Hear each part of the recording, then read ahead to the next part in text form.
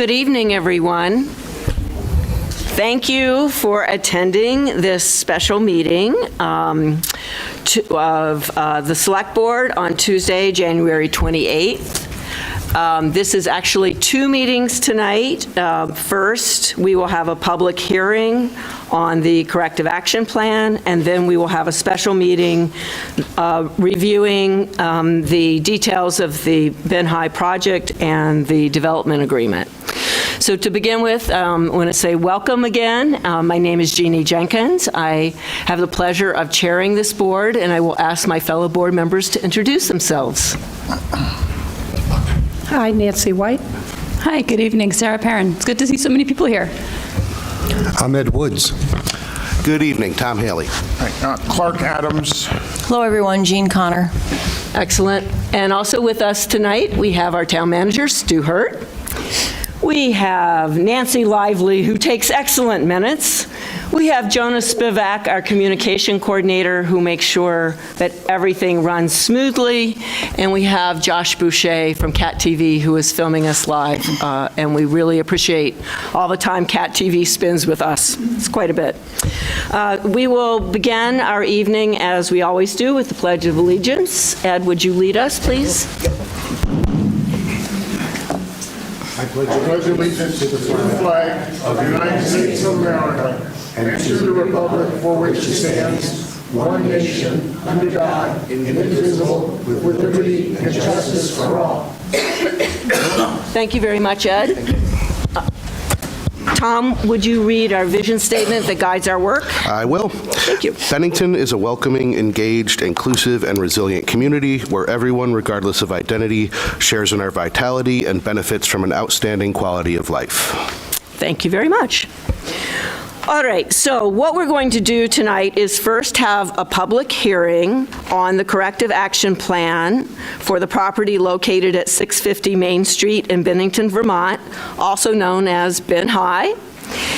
We are not taking a vote at this public hearing. This is for information only so that the public understands the corrective action plan. We will hear from Shannon Barsotti, who will introduce some environmental experts who are here. And then following their presentation, we will open the floor for questions and comments. So we will follow what is our general procedure with a small twist. So we ask that you keep your comments to 3 minutes. Jean has a nice sign for a 30-second warning at 2.5 minutes. Never fear, you'll have chance if you need to say more than your 3 minutes allows. But the first go round, everyone has 3 minutes. If you have questions, please address the chair, me, and we will refer out to whoever can best answer your question. Everyone gets to speak once before anyone gets to speak a second time. We ask that there be no personal attacks. We ask that people keep it civil, and please keep it on the topic. So this first topic is going to be on the corrective action plan, and that will be the topic of our discussion. And so with that, I'm going to turn it over to Shannon Barsotti, our Community Development Director, and the floor is yours. All right. Thanks, Jeannie. I think this is on. Yep. Yes. Mm-hmm. Okay. Good evening, everyone. So the redevelopment of the historic Benn Hi property is a long time coming. The building has sat vacant for 20 years, and other developers have tried and failed to move a project forward. The blighted building has become an eyesore and a detriment to the surrounding neighborhood, and there are challenging environmental issues that must be addressed before any redevelopment of the property can happen. With a lot of hard work and support from our local and state partners, we now have a pathway to transform this building into a vibrant community center that will serve generations of Bennington residents. So I'm Shannon Barsotti, the Community Development Director for the town, and the spokesperson tonight for Benn Hi Cornerstone, the nonprofit that will be implementing the corrective action plan at Benn Hi. Mary Cohen from Benn Hi Cornerstone is joining us via Zoom to answer any questions. And then we have Dan Voisin and Anne-Marie Fortune here from Stone Environmental to present information about the corrective action plan. So this public hearing is really to inform the public about the remediation of the building and answer any questions related to the corrective action plan. Thanks, Shannon, and thanks everyone for having us. Again, my name is Anne Marie Fortune with Stone Environmental, and my colleague Dan Voisin. So, as Shannon had kind of referred to, this has been a long time coming. Just a quick presentation overview. Shannon touched on the purpose of today's meeting, really to try and build awareness and understanding of the environmental issues present at the building, share with you our process for determining the corrective action plan, or what's commonly referred to as a cleanup plan, and basically provide opportunity for you all to comment on that plan and ask any questions that you might have. Through that, we'll dive deeper into that assessment and our findings, our analysis, what's actually in the plan, what cleanup actions we've chosen, and then at the end have that time for comment. We've touched on this a few times, so I can go right past. But some of you may be asking, what is a brownfield? What is brownfield cleanup money? The EPA refers to a brownfield as a property expansion or redevelopment or reuse which may be complicated by the presence or potential presence of hazardous substance, pollutant, or contaminant. These sites are present throughout the entire country. There are plenty present in the state of Vermont. And really what we're doing is trying to understand what those contaminants might be and how do we address them so that they're not posing an ongoing risk to the environment or human health. So the process is very unique for each individual site.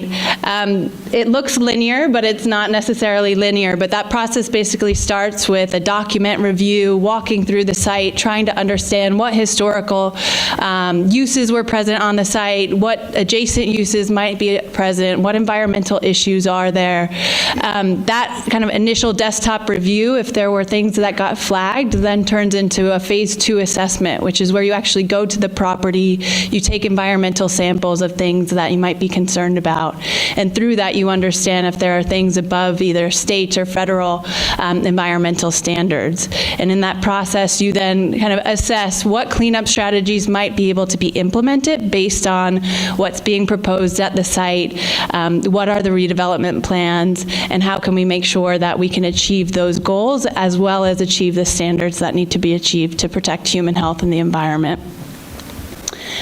So through that whole process, we are at the corrective action plan, which is, again, kind of commonly referred to as a cleanup plan. So we've done all of that assessment. We've really tried to analyze what are the best next steps for the site and pulled it into that plan that's been reviewed by the state. Again, we're trying to seek comment to see if there are any concerns related to the plan or questions to understand the environmental issues. And with that, we'll incorporate any of those comments into the plan before it's officially finalized, and then it gets implemented as the redevelopment plan takes place. So with that, again, some site context. You all are familiar with the site. You live in the community. It's largely been used as a school over the years, but as Shannon referred, it's been sitting vacant now for 20-some years. The operational history prior to it being a school, there were residential buildings on site. There were industrial uses like brick making and other things associated with that. So that's kind of how we started the assessment. And with that, I'm going to pass it off to Dan. Thanks, Anne-Marie. So throughout the process of doing the Phase 2 environmental site assessment, there were several concerns that were confirmed at the site, and I don't think it's anybody's surprise that we did find asbestos. The primary concern of the building was asbestos and hazardous building materials.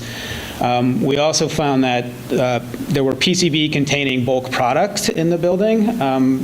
Some folks here might be aware of, I'm sure most people here are aware of the Burlington High School problem that happened earlier in the, thank you, sorry, that happened 2 years ago, where there was identified there was PCB-contaminated indoor air in the school that caused that school to shut down and then eventually get demolished.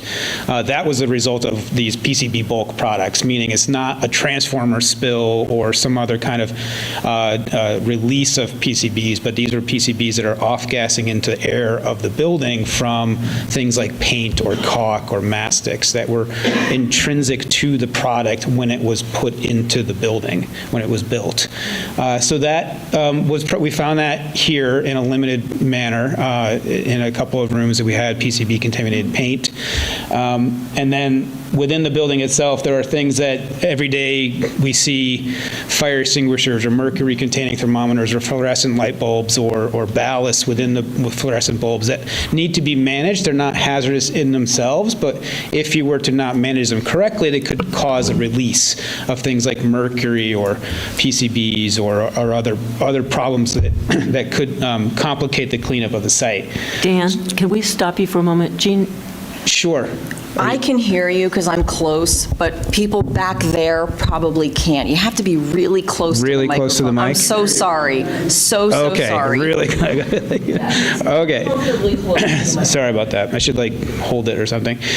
So we just to reiterate for those that didn't hear, the three primary concerns within the building were asbestos, PCB-containing materials, and universal waste is what we call these, kind of catch-all phrase for contaminated products, paints and jugs of paint and fire extinguishers and that kind of thing.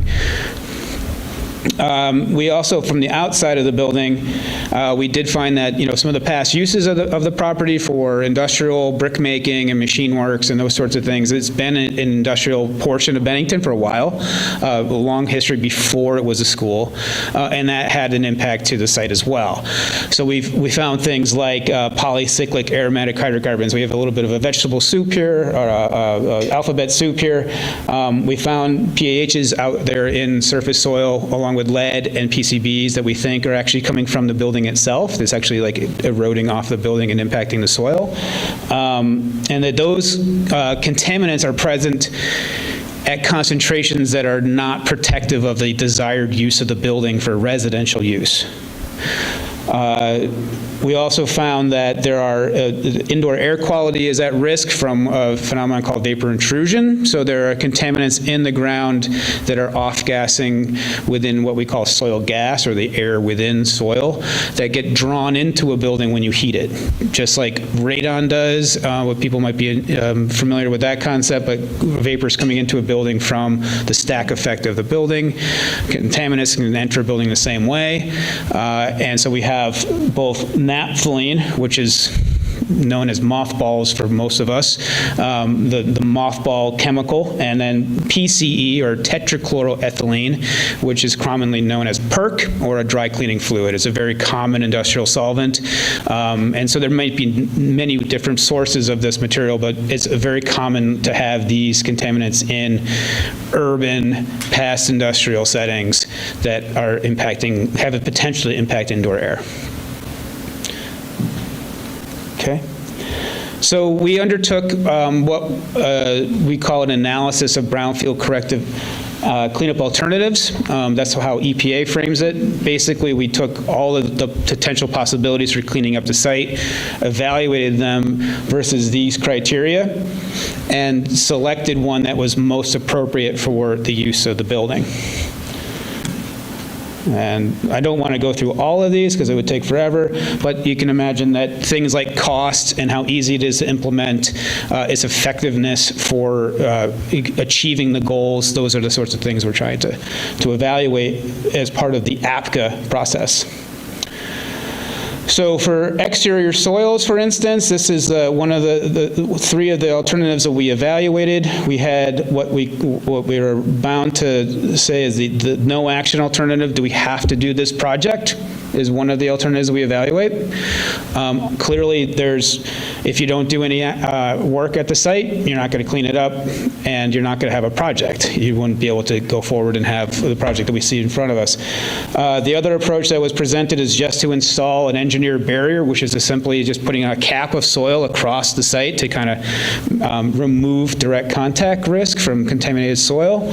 But that has some issues when you look at grading of the site. It's positioned within a floodplain or adjacent to a floodplain. You have possible downstream effects if you start to increase the flood level. So there's some problems with that. And then targeted soil removal with engineered barrier. So basically we wanted to take out a balance of soil that is contaminated, then build back up the cap. So we didn't want to have to spend all the money to take out every molecule of contamination on the site, but take out what's going to be most at risk, the surface soils, and then install a cap above it. So we will be under that scenario, there would be contamination left in place, but well below the ground and capped appropriately. So this slide kind of summarizes the risks of, the advantages and disadvantages of each of these alternatives. There are things like costs, not being able to use a site appropriately. Engineer barriers have a relatively lower cost because you're just bringing in clean fill. You're not disposing of anything. But the grading has obvious floodplain impacts, like I just mentioned. And then the targeted soil has a higher cost because you are disposing of some amount of soil, but you have a project where it's like you can maintain current grades and it's much easier to deal with the impacts. So I might be gilding the lily here, but the targeted soil was the selected remedy that was chosen. From a vapor intrusion standpoint, we evaluated a number of different alternatives. Again, the no action alternative was taken into consideration, but we can't just occupy a building and still have users at risk. So this kind of quickly gets put to the side. But the two main alternatives that were evaluated was to manipulate the HVAC system, the heating, ventilation, and cooling system, and such that the building is pressurized relative to under the building. So the vapors cannot enter the space. So then the last alternative, a very common technique for dealing with vapor intrusion was called a sub-slab depressurization system, or an SSD. That's a radon system, if you've seen that in your home. I'm not sure if radon's a huge problem in Bennington, but basically it's creating a negative pressure below the slab relative to indoor air, and then so vapor intrusion cannot happen. So the alternatives were evaluated for the same criteria: cost, implementability, et cetera.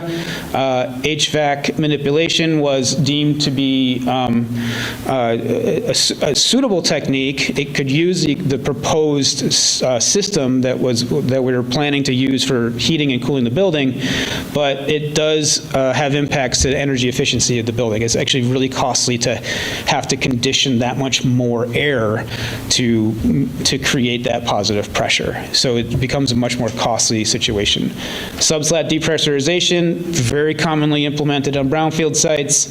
It has a higher initial cost because you have to lay out the money for the fans and installing it all.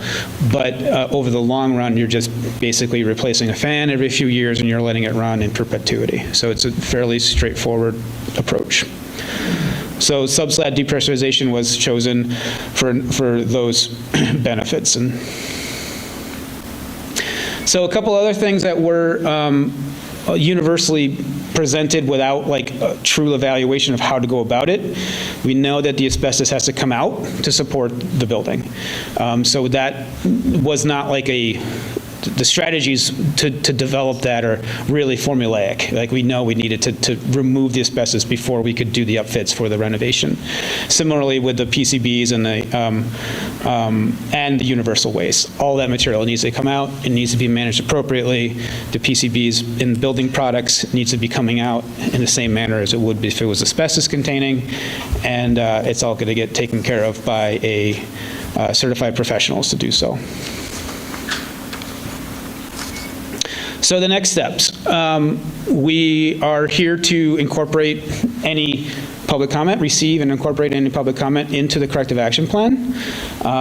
We are then looking to proceed in finalizing the funding stack and securing the funding, and then hoping for a property transfer for the developer in April, and starting in on construction sometime spring of this year, probably not early spring.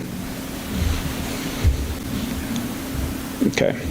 So this work is a long time coming from a lot of different funding sources.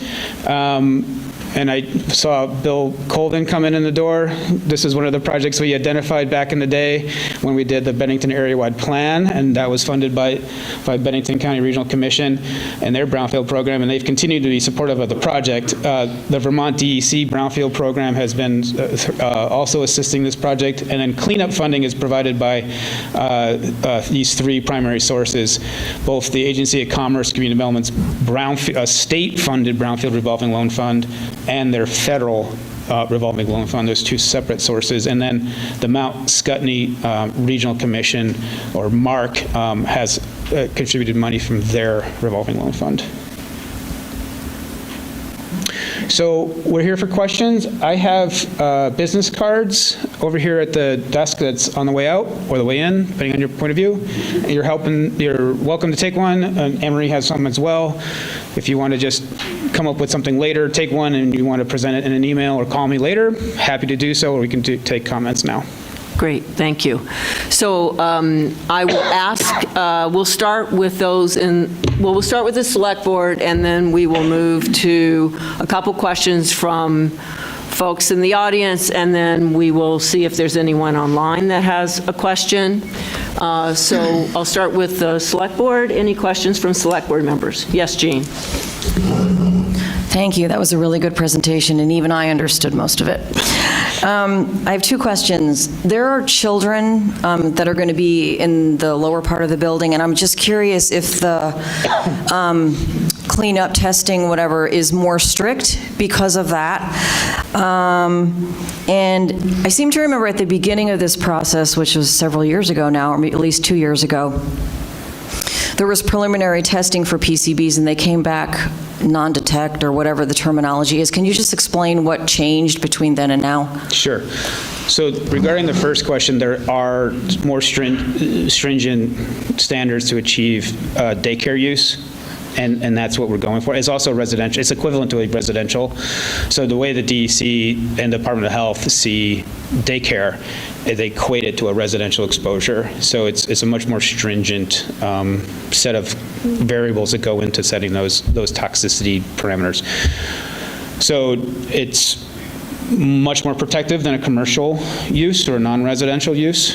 So they don't consider those the same way. Regarding the initial testing, there was indoor air testing performed as the building sat when they did it, and there was quite a bit of exposure to outside air when that occurred. There was some dilution happening because of the windows not being present, and there's, not to throw the prior consultant under the bus, but there was the methodologies that were used for that were not supportive of a residential use. They were supportive of like an OSHA occupancy, criteria. So like, your workplace exposure over a 40-hour work week instead of a residential setting. So when we did the assessment, we targeted specifically those rooms that did not have, breaches of the windows, and were representative of distinct groups of materials. So one of the things we first did was we went through every room in the building and inventoried every material that could be PCB containing in the space, and then created groups that had similarities amongst that, and from those groupings selected the best rooms to sample based on their condition. So if they had holes, they got skipped. We went next door, and hopefully they didn't have a hole. And so that's that, and the fact that we had much lower detection limits in our sampling because we did a 24-hour test versus an 8-hour test. It was, so we were able to see a much lower concentrations that were appropriate for this use. Yeah. Great. Other questions from select board? Yes, Nancy. Roughly what date did your group get involved with the testing, and around what time did you identify all these problems? We were involved in, I want to say it was January, February of 2023.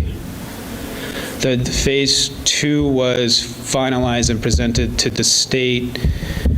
Oh gosh, I don't know the exact dates, but it would have been just a couple months after that. So it would have been March or April in 2023. Okay. But you might know better, Zach. I think it's about that. So when it's done with assistance of public money especially, there is a process for reporting to this. All of that work is done under a work plan that's approved by DEC, and then is reported back to them. So it was made public record.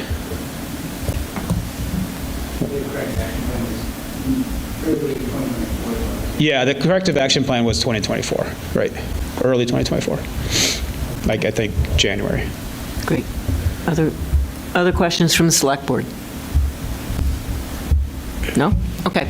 Any questions from those, physically present? Yes, Ned, come on up. And so please introduce yourself. Ned Perkins, Bennington. So the total cost for the cleanup will be $4,642,680.66. Is that correct? You're taking it to the penny. I don't know. I don't know that off the top of my head. That might include contingency, but if it's in the cap, That's what's on page 49 of it. Then that's what it is. And is there funding in place for the? So I want to just remind us that what we're doing right now, these are environmental experts. They are here to talk to us about the corrective action plan.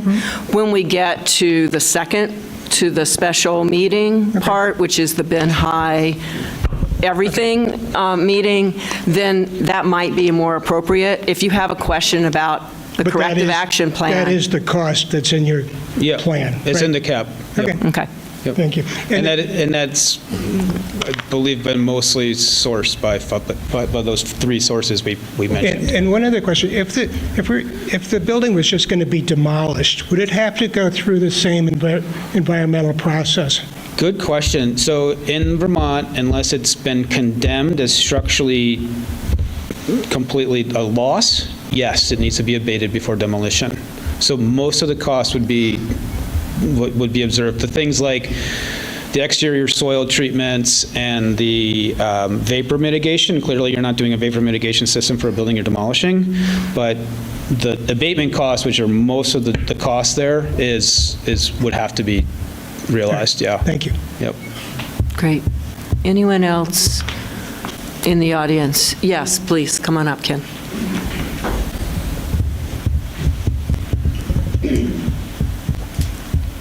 Ken Bowman, Bennington, Vermont.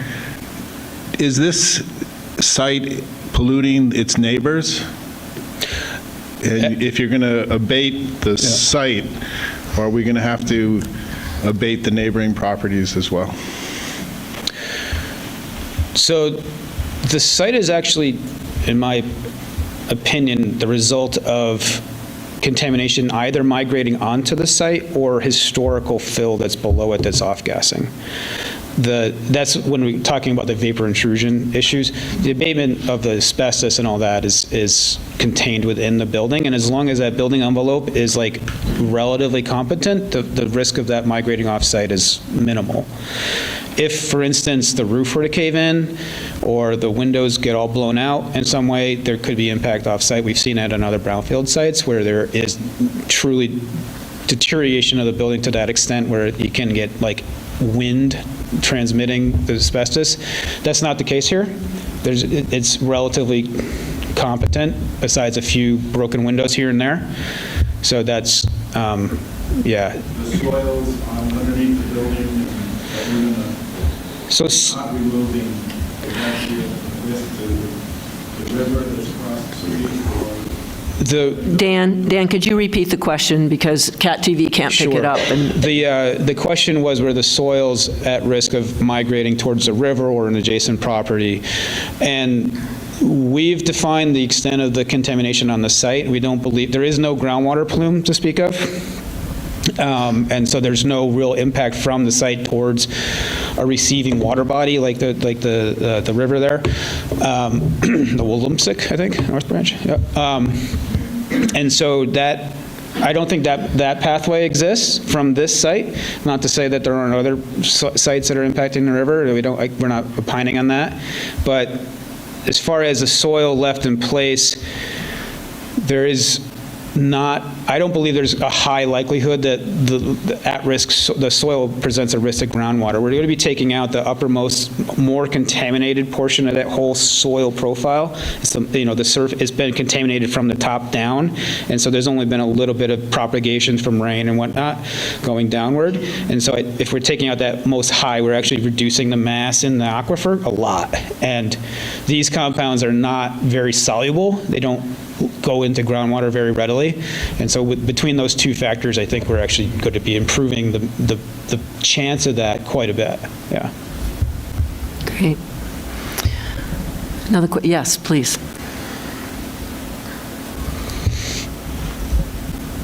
Hi, Leslie Addison, North Bennington.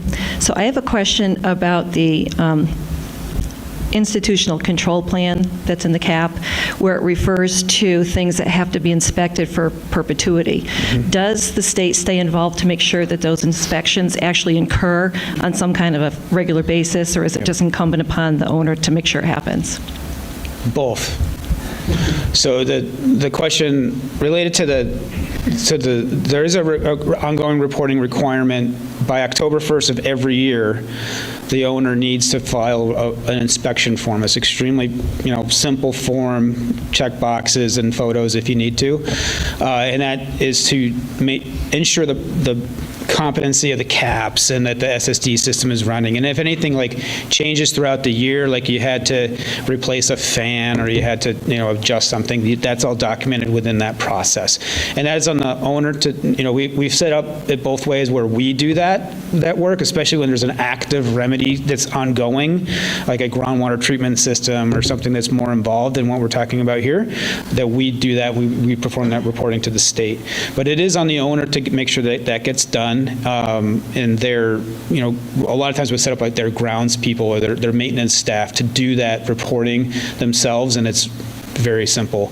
But there is an onus on the owner to do that, and the state checks those boxes as they come in every year. We get notice when things are late, for sure. Yep. Great. I'm wondering if we could move online. Do you want to ask a question first? Yeah, go ahead. Good evening. Quick question. How deep are you going to go to remove the contaminated soil? What's the depth of your excavation going to be? 1.5 feet. 1.5 feet. Thank you.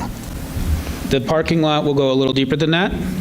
And so the soils, especially the one that's along Main Street, the one in the back is just getting resurfaced. They're just grinding down the existing asphalt and building and repaving it, so it's not a full depth reconstruction.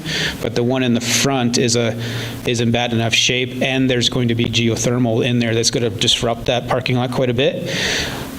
So that whole parking lot's getting a full depth reconstruction, and that's going to be a little deeper to support the sub base and the other things that have to support the parking lot. Great, thank you. No questions online? Okay. All right. Anyone else in the audience? We've got the experts here.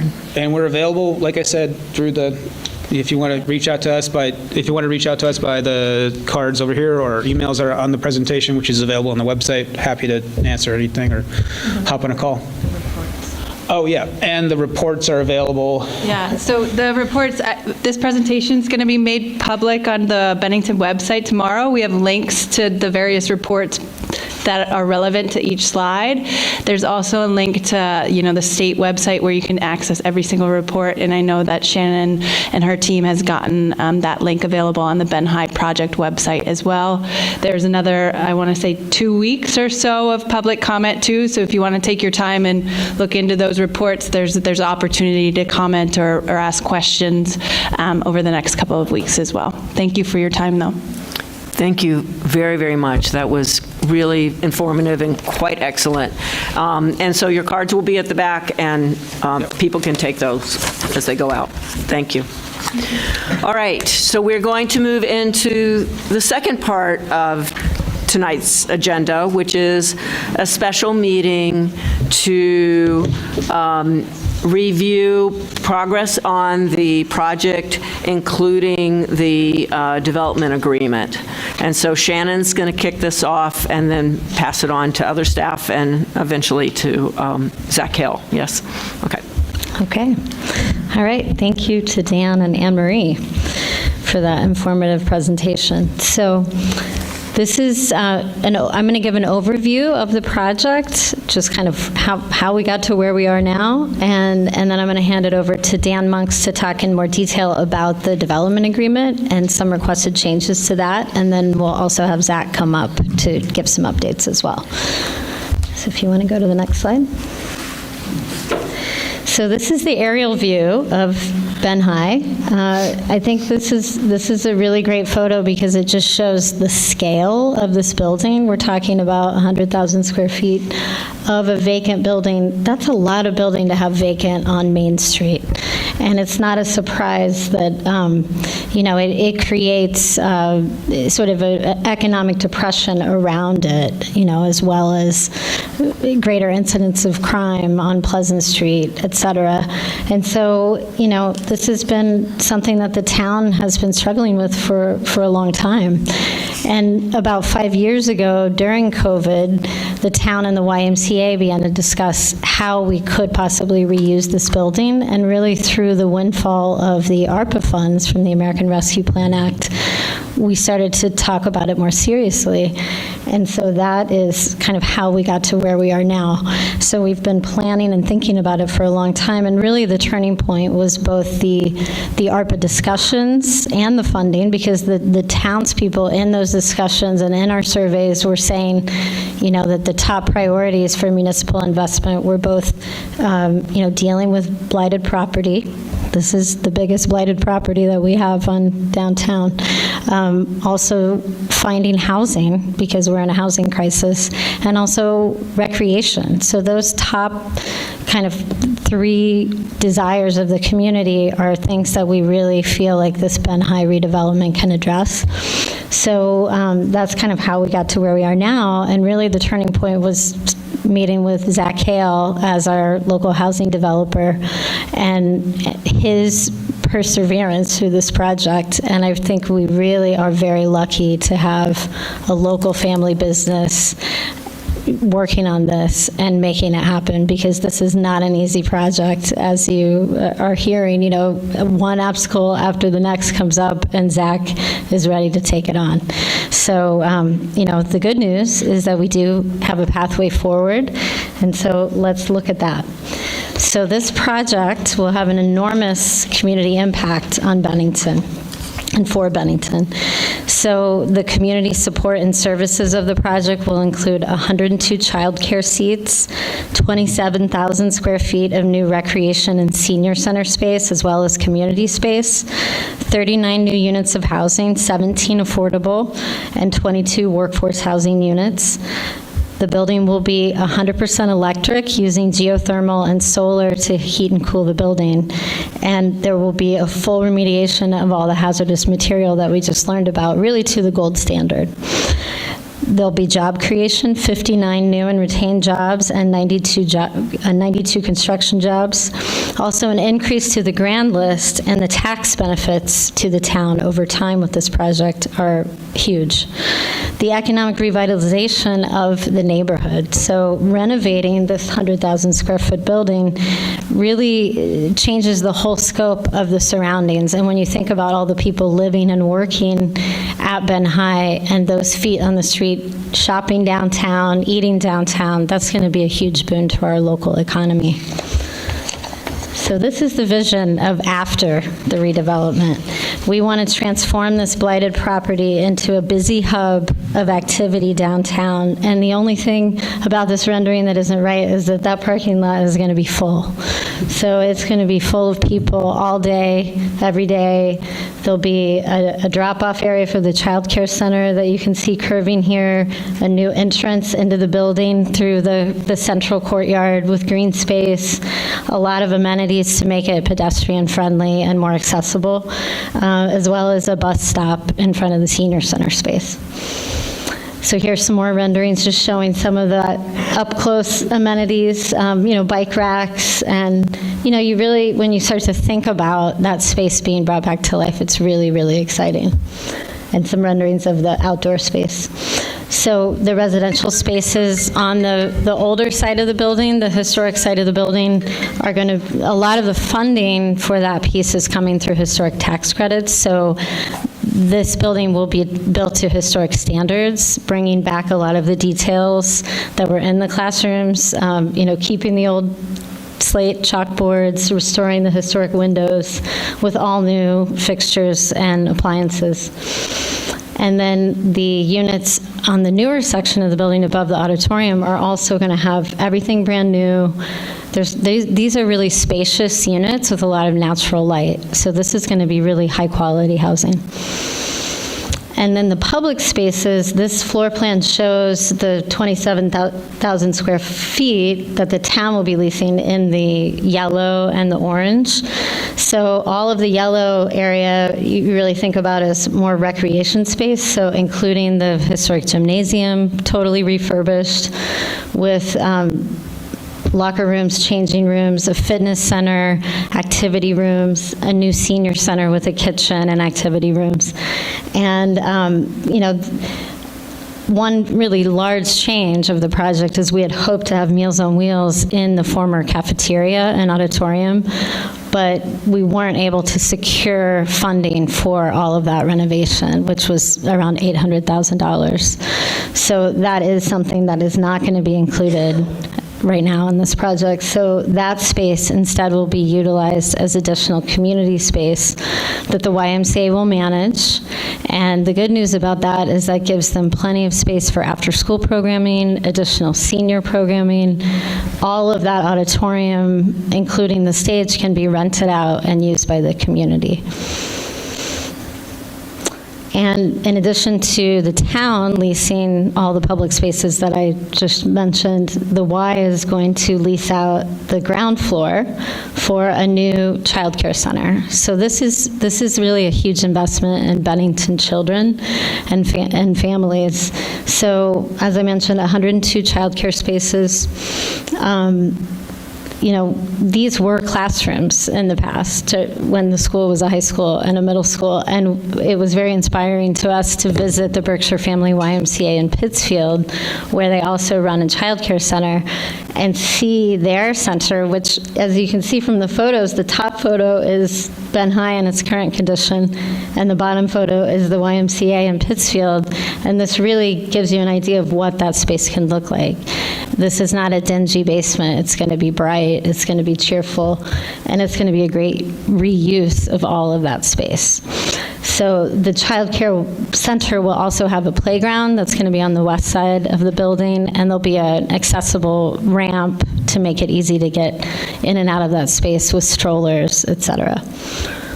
So those are all the great things, and there's many more we could talk about the project. And now we're really going to get into the nitty-gritty of what it's going to cost. So the initial project cost to the town for construction, pre-development, which is all the planning, all of the architectural drawings, the consultants, et cetera, and then also the town's fit-up costs for our spaces, is going to be $3.4 million. So that's coming from the windfall from the funds from ARPA that were reimbursed to the town.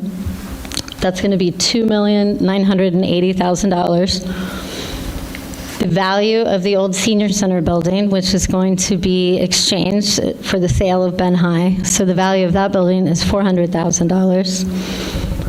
An additional grant from the town's fund balance. So this is not coming from the ARPA reimbursement. This is additional requests for $20,000. And that brings us to $3.4 million. But that town contribution helps to leverage $50.6 million in additional outside investment for the project. So that is really an astounding number when you think about it. So I'm going to invite Dan up to talk in more detail about this development agreement and the costs to the town. Thank you, Shannon. If I tend to move away from the microphone, just raise your hand and let me know, because sometimes I tend to move back from it. I'm Dan Monks, the Assistant Town Manager. Thanks, everybody, for coming out tonight. It's great to see all you folks here. This has been a long time coming. It's a very exciting project. Shannon gets to talk about all the fun stuff. I get to talk about the numbers, unfortunately, but that's my lot in life. So let's start off with talking about the requested changes to the development agreement, and that's the agreement between the town and Hale Resources with regard to this project. And it's basically, there's three I'll call them categories of requests. There's a change to the lease, there are town grants and loans, and there's a tax stabilization request. So with regard to the lease change request, we'll be renting, the town will be renting, as you know, about 27,000 square feet. The new requested rate for that space is $14.50 per square foot, which equates to about $391,500 per year.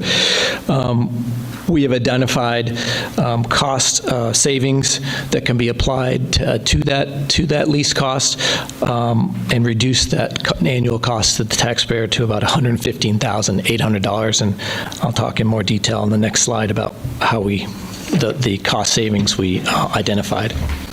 Thanks, Jonah. So we have identified about $275,700 in costs to offset the lease payment, and those include the current annual rent the town is paying for recreational space. That can be applied. The savings from a reduced YMCA management agreement, money from the existing recreational and senior center budget, which will be applied to this project and to this lease, new municipal taxes that have been generated, that will be generated by both the Benn Hi project and the senior center going on the tax rolls. Remember that senior center, when it's sold or transferred, will go back on the tax rolls or go on the tax rolls. And then we will eliminate the costs for building improvements to the old senior center by transferring that to a new owner and leasing space instead of owning it. So again, with those cost savings, we anticipate the net impact to the taxpayer for the lease payment of about $115,800.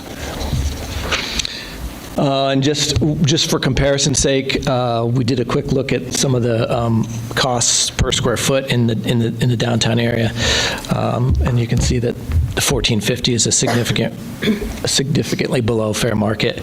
Probably the one that's most compatible is the $18.25 per square foot for the SVSU space in the Brush Building on North Street. The other cost that we should talk about is the annual operating costs for the new space. We'll be going from about 5,500 square feet at the current senior center to 27,000 square feet in Benn Hi, so it's a significant increase in space, and we do anticipate additional annual operating costs of about $42,200. Those are made up of additional utilities costs, taxes that we have to pay to the education fund, and maintenance costs. Thanks. The next category that is addressed in the revised development agreement is a tax stabilization request. This was contemplated in the original development, and now there's a specific amounts that have been identified in the revised development agreement. And it is a 10-year agreement. The assessment will be fixed at the current amount for the first 3 years, which is about $147,000. That's going to be during the construction period mostly, so that's not really giving away anything because we can't change the assessment till the project is completed. In the fourth year through year 10, the assessment would increase to $1.5 million.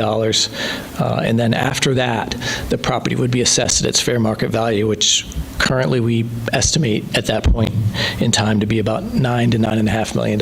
So significant taxes generated after the first 3 years. Finally, we're going to talk about town financial support and the development agreement. There are 3 loans proposed. One loan of $250,000 from our revolving loan fund, which is an existing fund that the town has to support these types of projects. Also, an $875,000 loan from the town's fund balance. That's a 3-year loan with a 2% interest rate. Again, that's a 3-year loan, so that will be paid back in 3 years. And finally, a $250,000 pre-development loan that would be paid back at closing. So all these loans will be paid back to the town. two of them with interest. And finally, there is a request for an additional $500,000 grant. Fortunately, we've identified $480,000 that we can attribute to the increase in the fund balance from our expenditures of the ARPA funds to reimburse us for payroll and benefits, and only $20,000 from the fund balance that wouldn't be attributable to those ARPA reimbursements. So luckily we have, fortunately for that $500,000 grant, only $20,000 of that is from local taxpayers. All right, that's a lot of numbers. So this slide, I hope, kind of helps to put them all together. As Shannon mentioned, it's a total of a $54 million overall project construction cost. That's a one-time cost. The town share of that construction cost is $3.4 million. Remember, most of that will come from funds that our fund balance that was increased by ARPA reimbursements, and only $20,000 of that will be local taxpayer money, and $400,000 of our senior center asset. There will also be, as we mentioned, $42,200 in additional operating costs, and about a net cost of $115,800 for the lease. Now, a note to that, we do expect, although we're not figuring in yet, we do expect that the YMCA agreement will be further reduced after the first year or so of operation in Benn Hi due to additional revenues. So that lease payment we may actually have additional funds to offset that lease payment, several thousand, tens of thousands of dollars. But we're not counting on that yet. But that is, we do hope that that happens, and would look to make that happen in the future. All right, now I'm going to turn it over to Zach, because he can talk about these funding sources and give you just an idea of how complicated this project has been to put together. But Zach Hale from Hale Resources.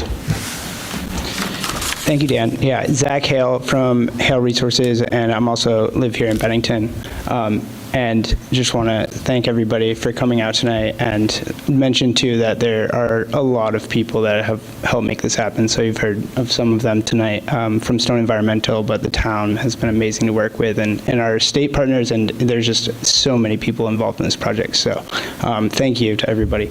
I did just want to touch base on this funding stack, which I've continued to come and present to everybody, and it's continued to grow, and it's really a lot to kind of take in now. So we have actually found a way to simplify it, to just kind of really explain how much outside support for this project is, and put it into a nice pie chart. So we'll just skip over that chart and just talk about it in these different categories here. So, and there is the $20,000 difference. So in this 400 here. So, but this is really this small sliver at the top here is the senior center, and it really represents the amount of local taxpayer dollars that are going into this project. And then what we have here is this is that ARPA funding here that is going in, that has reimbursed the general fund for the payroll and is going into the project. So this is federal dollars that were provided from that ARPA funding and are going in the project. We then have federal grants here that are just straight federal grants that we've applied for, like the Community Development Block Grant, that are going into the project. This little smaller sliver over here is private equity, so that's funding that we've put into the project and have found investors to also provide funding for. And then there's these big two here. So this piece right here is actually all debt that the partners that I'm working with who own the project at the end of the day, we're all obligated to pay this back. There's some of the Brownsfield funding in there. There's a lot of support from the state treasurer in there. There's the Mount Escutney Regional Commission and then the town and the loans that were shown there. So that's all the debt. This piece, which is the largest, and I've saved it for last, this is all of the tax credit equity that we're actually bringing to the project. So this is entities like U.S. Bank. We have a private investor that's purchasing some tax credits, and then some of the state tax credits. So those, with the exception of the state credits, this is all outside funding of about $24 million that we're actually bringing not just to Bennington, but also the state of Vermont, and to invest in this project. So that's, I think, a simpler way of looking at all of the funding sources for this project and what we're actually doing as an investment in Bennington. So, next slide. And so we've talked about the tax increase in the grand list and the taxes that will be paid. So I just kind of wanted to give like an overview of the potential of that. And these numbers here are the difference between what the tax would be here, $167,000 over like 40 years, with today's value. And we've talked about the challenges that it would take in order to overcome this challenge of specifically Brownsfield, but there's many challenges that go with this project, such as the error of the 4 different areas of construction and the flood proofing, and the list goes on. And then this is just kind of a projection of what the local, specifically the local tax payments that will be made for the building and the senior center over the next 40 years. And it really shows us $12 million that we're looking to bring to this community for tax benefits. So that's the impact on just the numbers. It's really hard to quantify the impact just that this will have on the neighborhood and everything else. So that's in addition to all of this. So that's all I wanted to present. So that's brief, but we're happy to answer any questions.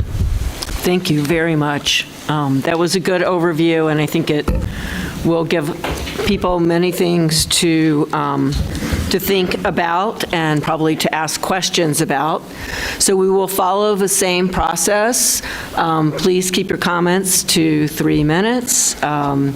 We'll start with the select board, but for the public, please address your questions to the select board, and then we will fill them out to the appropriate person. We'll have everyone speak once before anyone speaks twice. No personal attacks. Please keep it civil, and please stay on the topic of Benn Hi. So with that, I'll ask, on the select board, anyone have a question? Yes, Clark. Good evening. Excuse me.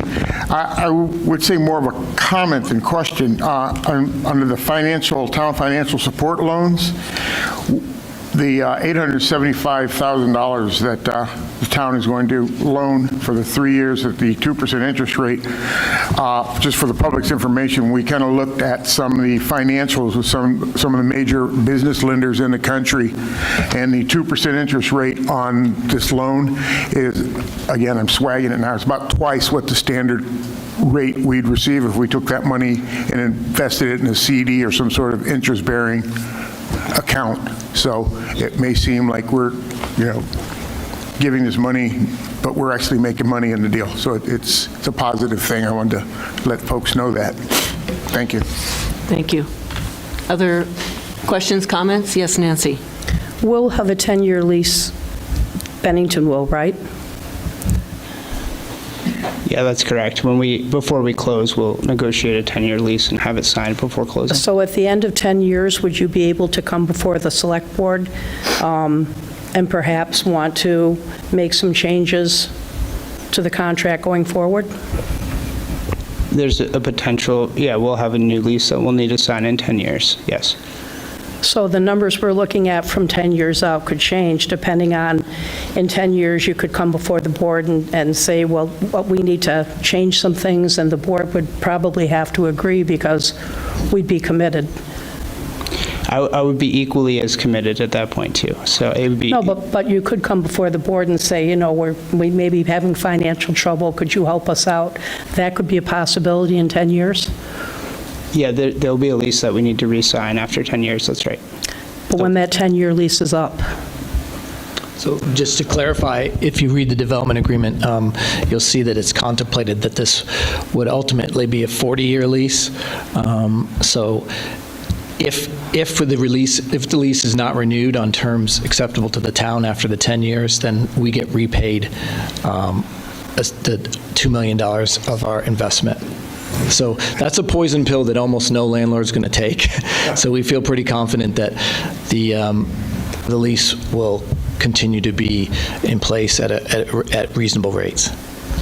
And The other Nancy, if I could question- just add one more thing, is that the town leasing this space and being an anchor tenant is what has allowed this project to move forward and is a huge deal. And so that's part of the partnership, is that we'll be working together and that the town is going to lease this space long-term. So that is a huge benefit and helped us get this project to where it is today. The senior center building, it talks in the contract, convey the Pleasant Street property, which is the senior building, to Benn Hi. Now, is that Chris Gilbert, or who is that? Yes, Bennington Hi LLC is. Well, this doesn't say LLC. Is that Mr. Gilbert or somebody else? That's who the property would be conveyed to, is Chris Gilbert, Okay. yes. It says either directly or indirectly, in a manner that will allow Hill Resources to receive new market tax credits on the value of the Pleasant Street property for the benefit of the project. So the senior building will be tied to the Benn Hi. During the closing, the senior center will be transferred as a purchase price for the building, yes. It's not going to stay continued tied to the Benn Hi after that? Not at all. And Meals on Wheels, up until last month, everybody's been told for 2.5 years they were going to be at the Benn Hi. They were part of the 14,000 square feet with the senior center. And I really don't understand how at the last minute we're finding out that they're not going up there.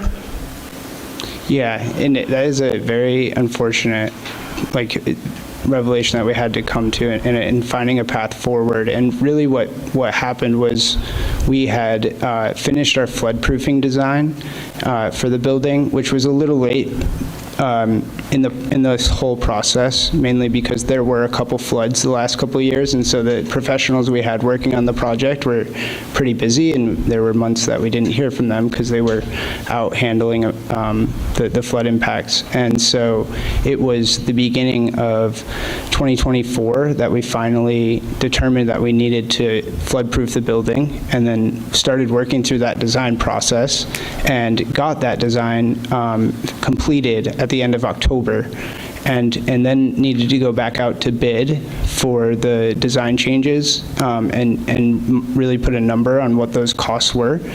And during that process, we had then bid out all of our allowances to make sure that we were really going into this with a really solid hard cost number. And so during that, we then found that the budget was increased by like $4 million in December, and we then spent about a month doing some really serious value engineering and trying to identify how to bring costs down. And one of the ways that we found a path forward with the resources we have available to us is by eliminating a commercial kitchen and building out that space. And that was the reason that happened, was really so that we could get the cost down. But there's going to be $975,000 put up there, isn't there, in that space? I don't, can you ask the question again? Well, I thought there's a loan going out to put $975,000 up into that section. I'll dig it and find it out after.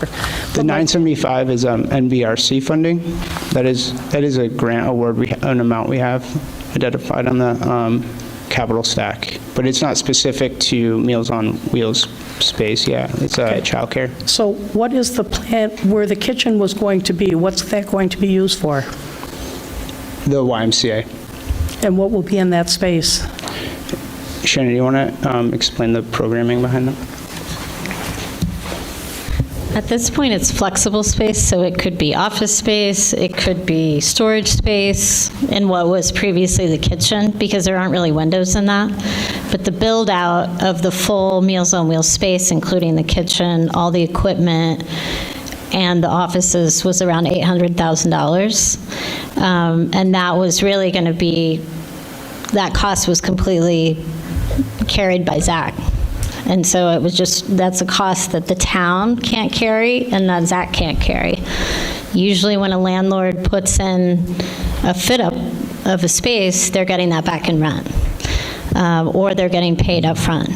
And we did identify a couple of grants that we applied for, some ARPA funding we didn't get. We applied for an EPA grant for the commercial kitchen.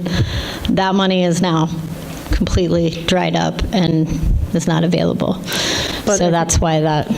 But everybody knew about the cost of the kitchen, and you brought the $2.2 federal million to Bennington 2 years ago. Why wouldn't a big chunk of that have gone to the kitchen? Well, I think we had to focus in on, I mean, really, this is a cost savings that Zach had to identify as the developer, but from the town's perspective, we have to focus on the town programming that we are providing. But the public has been told they were going up there, and most of us didn't realize that a lease was signed for Meals on Wheels in the town. Now, I think I have a different one at home, but this one, the town signed with Meals on Wheels in September of 2023 that says they can stay at the senior building for 5 years.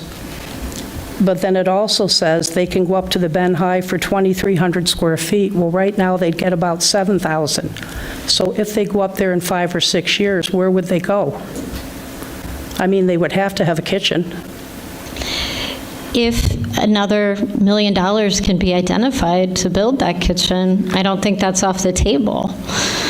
I mean, I can have Stu speak more to the lease agreement as well. Yeah, the lease agreement carries forward in the senior center. If in fact they were to move, that lease would move with them. In this particular case, because they are not going to be moving, that lease will remain in place with the new owner until October of 2028. At that time, the meals program will negotiate with the new owner, or perhaps they will find new space. Perhaps they will look at some of the space that we are leasing. Those things remain to be seen. We don't know what's going to happen 3 years out, but they will be protected and they will be able to continue to serve meals as they have been under that lease in the Pleasant Street property. So if our taxpayers are paying up for the gym and the addition, and Meals on Wheels is still at the senior building, will our taxpayers still be supporting them down there? No. No, they will be paying, the building will be owned by Chris Gilbert or his corporation. They will be paying rent to Mr. Gilbert based on the lease values that you have there. So he will not be able to increase their cost until that lease expires. We will not have any money in it. Can I ask, any other select board members have questions? All right, let's move to the public. Anyone physically present here who has a question or comment? Yes, Ilsa. Are we doing 3 minutes for this? Yes, so this is 3 minutes, yes. Sure, yeah. My name is Ilsa Svoboda. I am the executive director for Meals on Wheels for the last almost 9 years. I just want to make sure that we are not being thrown out of the senior center. I want to make sure that the seniors who we deliver, prepare, and serve 300 seniors in this community, not only in this town, but in the whole Bennington County area. And I just want to make sure that we are not going to be thrown out of the senior center. I have been told, and maybe somebody can correct me, that our lease is until 2028, and that we would be paying until the building, the Benn Hi building, is built. That transfer of ownership would not go to Chris Gilbert. Is that correct? Could somebody, yes? Yes. Okay. When is the Benn Hi slated to be built? So, Ilsa, so address your questions, ask your questions, and then whoever thinks they're best suited to respond to them can do so. But you're asking us, but if, yes, and no one else is going to use that mic until you've finished asking your questions. So if you want to go ahead and ask your questions and then take a seat. So can I ask you, when is the Benn Hi slated to be built? Is that the only question you have? I would like to know what the Benn Hi nonprofit is. Is it So new? Is maybe what you can do is move to this microphone, and then town staff can use that microphone, okay? And then we can do that. All right. So your questions are, when is it slated to be built? Slated to be built. And what else?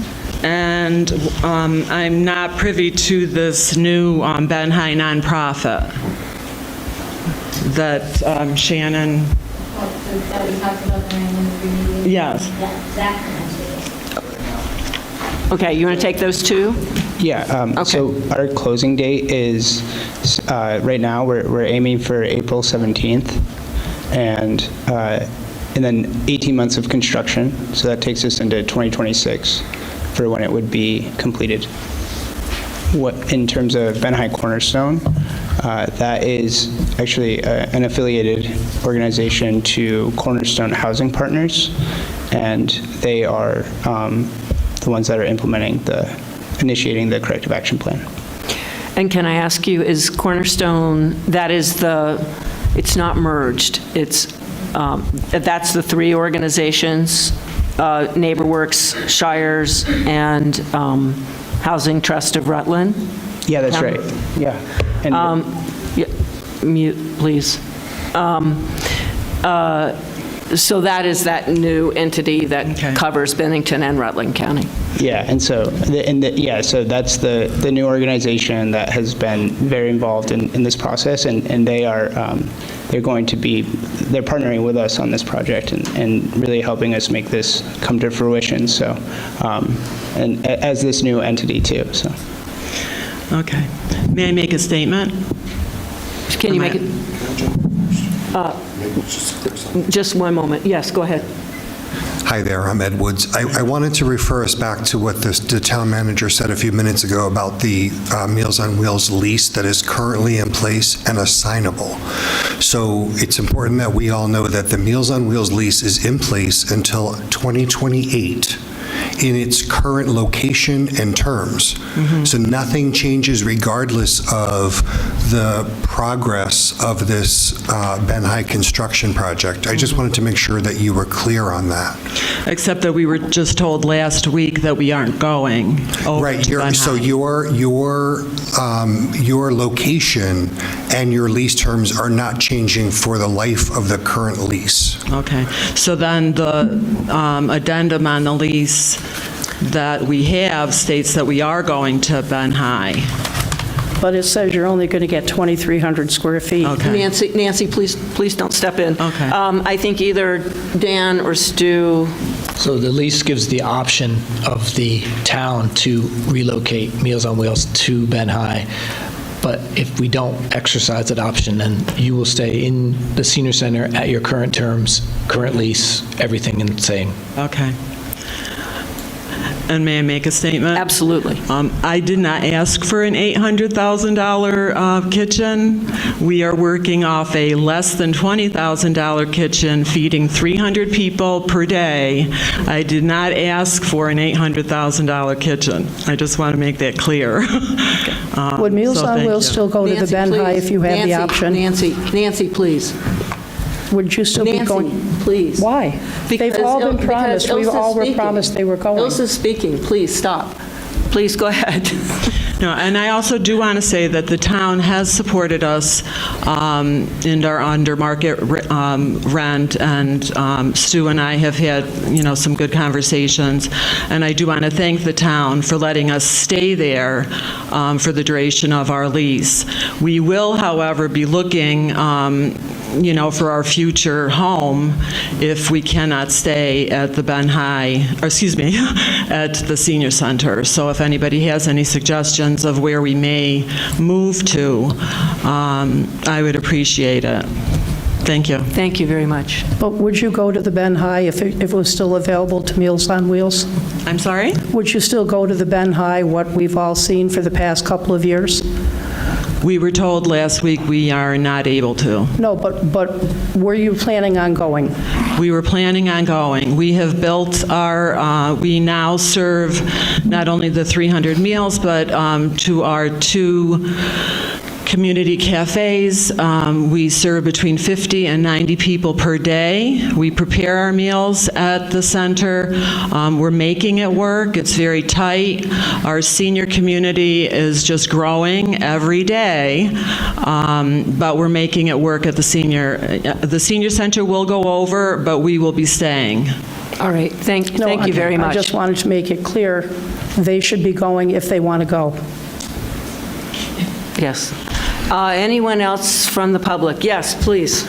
Bill, come on up. Yes, you want to come to this one? Thank you. We're on COVID watch.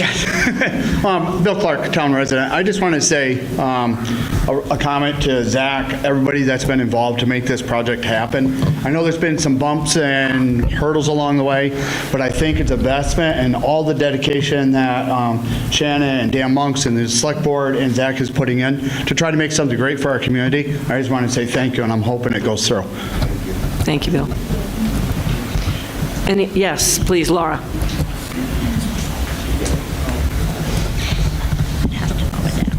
Hi, I'm Laura Boudreau. I live in North Bennington, and I'm here representing the school district tonight, and we've been following this project. We're one of the larger employees in Bennington County, and overall, in the last few years, we've hired over 100 new staff per year, and housing is always something that we're supporting our new employees with, so we're excited about this project and the potential it has to support new staff. We are also the recipients of a new 5-year grant to support after-school and summer enrichment for the children of our community. And one of the expectations of this wonderful community grant is that we're growing. We have to show growth, and so I know that locations to offer wonderful experiences will be super important. And as a reminder, this grant was received because of our community partnership. So again, we're in support of this work. So we appreciate the update. Thank you, Laura. Yes, please.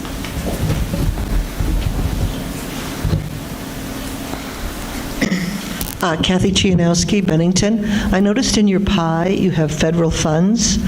I'm hoping they're in place and can't be taken back because as of yesterday there was a freeze on all federal funds. Are your federal funds secured? Since that time, there's been several other memos that have gone out from OMB and some other items that have taken place. So it's not fully clear on what's taking place with federal funds, but the targeting, the intent of those targeted efforts are not something that we're concerned with in terms of how that our funding is going to be affected, because we are utilizing them for infrastructure, and they weren't specifically called out in that memo. So. They have not been specifically called, what did you say?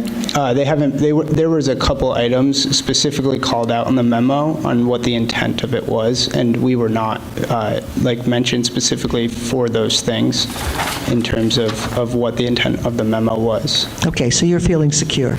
We're feeling good about the federal grants, yes. Okay, thanks. Good question. I'm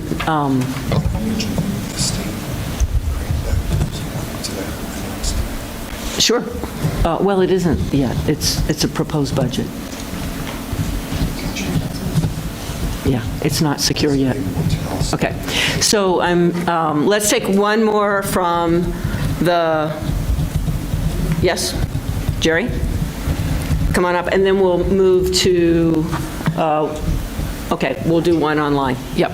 Jerry Bird from Bennington. I was just curious as to how the current YMCA working in the rec center is building is going to dovetail in with this new project, which, by the way, fantastic, and congratulations to all of you for all your work.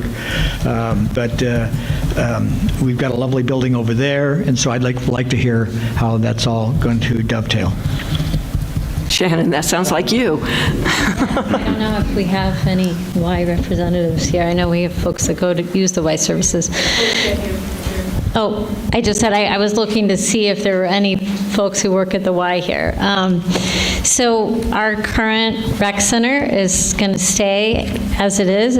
It's such a well-loved building, and the pool is always in demand, so that's going to stay as it is. But if anyone uses the fitness center at the rec center, it's pretty small, and the fact that there will be a gymnasium is going to be huge at the Benn Hi building. So being able to have that gym available for all ages at all hours of the day is just going to add to the programming that the Y can do. So it's not going to take away from what they do at the rec center, if that makes sense. Super. I want to move on. Do we want to do, is Mike? Let's have Mike Bethel, because he can't raise his hand, and then we'll move back to in person, and then we'll go back to online. Yeah, asking him down here to give him a minute to. So Mike is on telephone, right? Correct. Okay. Go ahead, Mike. Can you hear me now? We can. Can you hear me? Yes. Okay, I'd just like to ask a couple questions. Is Zach still a part of Gale LLC? Okay, so do you have several questions you want to ask all at one time and let him answer? Oh, okay, just don't cut me off. And is Zach bonded for something like this? Okay. Anything else? And the other questions would be, why isn't Bennington just buying their share for the $3 million as a condominium type unit? And why are we not on total lease that Bennington, the town of Bennington, whenever Zach goes to sell this, doesn't have first options down the road, 10, 20 years, to take this over and have the first option to buy all of this project? Can you answer those four and I can stay on the line? Or? Yeah, yes, that sounds good. Actually, we're going to mute you, Mike.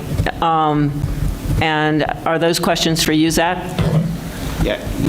Yeah, the first two, yes, still part of Hale Resources. And the bonding question is, yeah, is this better? No. Oh. You need to project out. Okay, yes, I can speak up for you. Yes, still very much part of Hale Resources, John and I, and also bonding-wise, we have a construction manager, MLB Construction Services, who we've hired out of Malta, New York, and they will have a payment and performance bond on their GMP contract. Great. Okay, and I think the other questions probably are something that Dan or Shannon. Yep. I think the other questions were revolving around the structure of the deal, and I think the simple answer is this is the structure that we have is the structure that works, and we have worked. Zach has worked for a very long time to try to make this work, and this is the structure that makes this project feasible and financially able to move forward. He asked about an option, whether or not the town would have. So again, that's part of the structure of the deal, and an option would change it. Yeah. All right, thank you.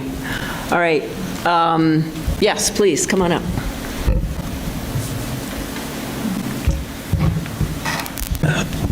Hi there, Dimitri Garter from North Bennington, for the record. So just want to make a couple of comments about a very similar project I was involved in recently. I'm one of the early equity investors in the Putnam Block project, so I have a firsthand view of what projects like this entail.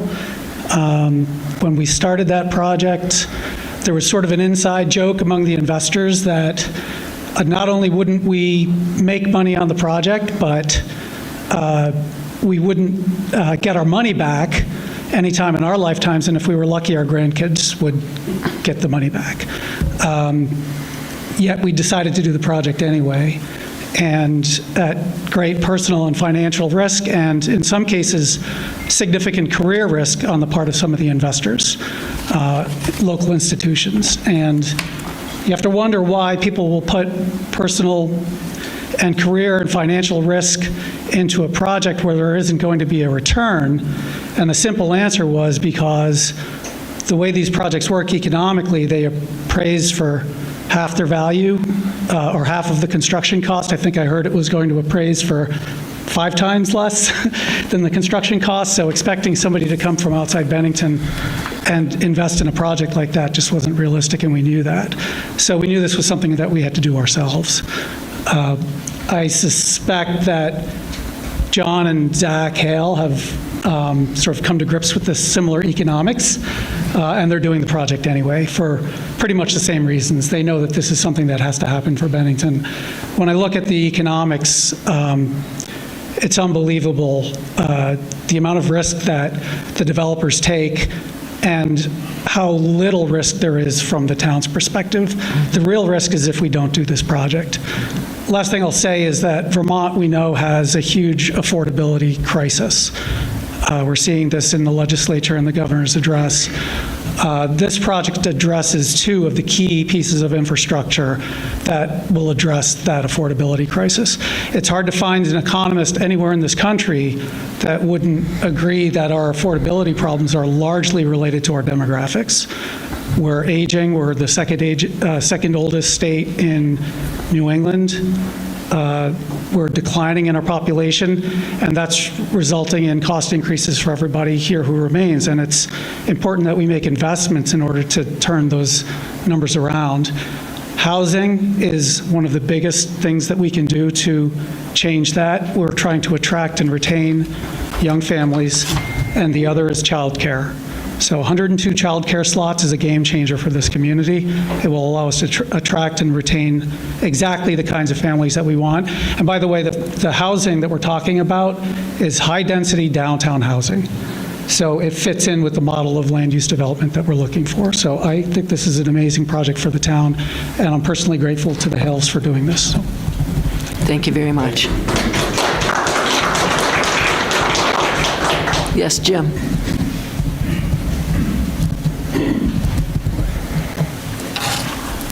Hello, thank you. My name is Jim Sullivan. I'm a resident of North Bennington, and I want to kind of double down on a lot of what Dimitri just said, but primarily I'd like to thank the town and Hale and all of the other parties involved for bringing this project to fruition. It's incredibly complicated, as you've all seen.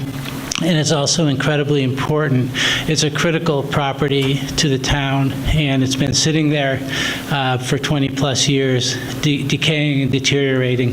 And it would continue to do that, but for this type of commitment by the town, frankly, because without the town's commitment in the past, previous developers have looked at it and walked away.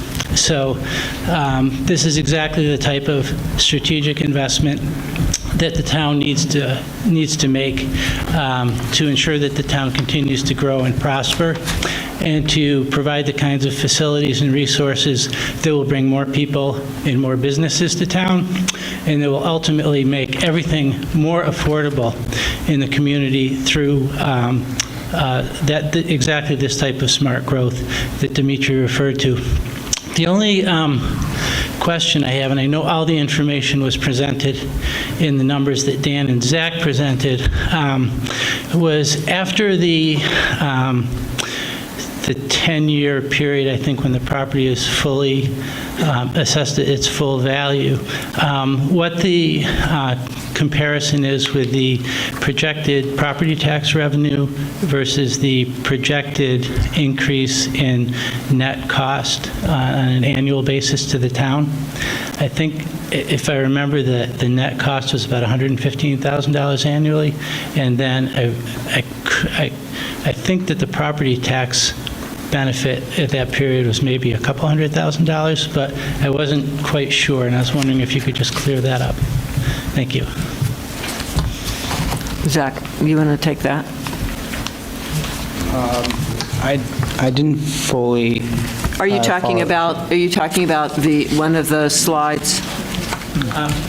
I think there's a couple of slides. There was a breakdown of what the projected property tax revenue would be, I think, for the town over years 1 to 10 and 11 to 20 and so on. And I was just wondering, after, maybe in that 11 to 20 year period, the first 10-year period when the property is first assessed at its full value, what the revenue to the town would be relative to what the annual increased cost would be to the town that I know Dan presented on an annual basis. Yeah, that's a good point, Jim. We didn't look at that on a zeroed-in basis. It's the offset to the town cost that will come in as tax revenue increases because the value grows. Yeah, I think it was like a net of 200,000 in local income, like property tax income at that time. And then that's not including the town. I think that the town's portion was like 80,000 at that time. So a net local increase in tax of like 280. And the net would be the difference between the 280, so 120. Does that make sense? Okay. Let's see. Okay, let's take one more from the ground. Ned, you've already spoken, so, oh, that was on the last issue. Yes. Go ahead, Ned. Yeah, Ned Perkins. Just on the tax stabilization agreement, just a question. Doesn't Vermont law, specifically 24 VSA 2741, require that we have a vote in a town meeting to enter a tax stabilization agreement? We did that in 1977. There was a town vote allowing the town to enter into tax stabilization agreements under the law. So that has been done. Great, okay. Let's move to online. Looks like we have Tom Malone.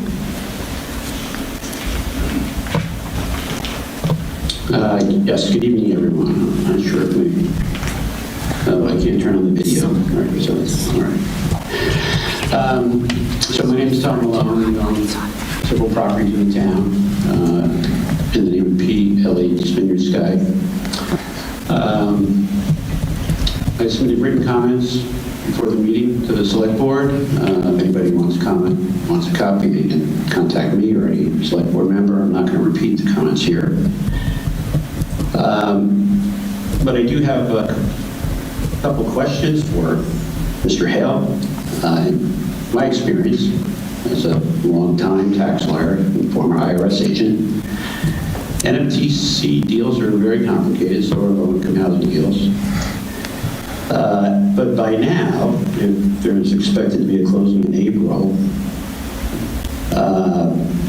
there's always, at least in NMTC deals and low-income housing deals, a diagram that people should be able to look at to explain everything that's going on. Draft documents so people can understand what's going on. And a tax opinion that says the whole deal works. And I'm wondering, first of all, whether those exist, and if not, when the public is going to get a copy of them so that they can actually examine what works here and what other questions there are. Because some of the brief discussion in the amended development agreement refers to what seems to be circular cash flows that would lack economic substance under Section 7701 of the Internal Revenue Code. So it seems to me the town and the select board should know what they're getting into. There's just so many moving pieces here that, there's a long deal. New market tax credits don't vest right away. They vest over 7 years. And there's got to be, to get to these numbers already, you must have a structure and know the new market tax credit purchase price, whether the loan is a real loan or not a real loan, it's going to be allegedly forgiven at the end of the new market tax credit period. seems to be a lot of details, that the town should know about and the select board must know about before they vote on it. So my question basically, Mr. Held, when are all these details going to be provided so that people can actually go over this whole transaction to see if it actually worked? All right, thank you very much. So we're going to mute you, and then, Zach, are you the most appropriate person to respond? Yeah, and I would just, Tom, thank you for pointing out all of the complexities of a new markets deal, and it is quite a crazy structure, and there are a lot of things being considered right now, and I can assure the select board that this project will not close unless I get those opinions from attorneys. So I don't know if I've ever been under such a magnifying glass, because with every funding source that's in this deal, it adds an attorney to the transaction as well. And our first closing call, we had like 46 people, and half of them were attorneys, all making sure that every I is dotted and T is crossed. And we are working towards a closing with all of those folks right now. So this deal will not close unless those opinions are provided by attorneys. Thank you. Yes, Dan. That I've learned because Zach's told me, and it's also from the Putnam project that I watched from the outside. I think it's important to point out one thing. First of all, the town is at no risk because unless the project closes, our funds won't be expended.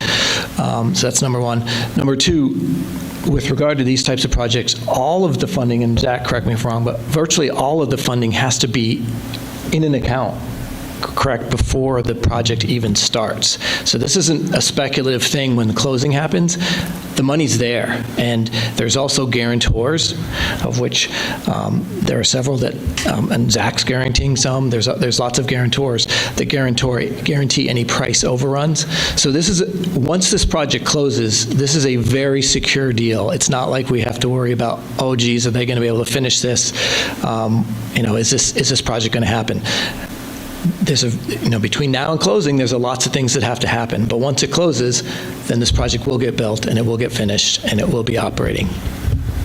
Thank you very much. Yes, Bill.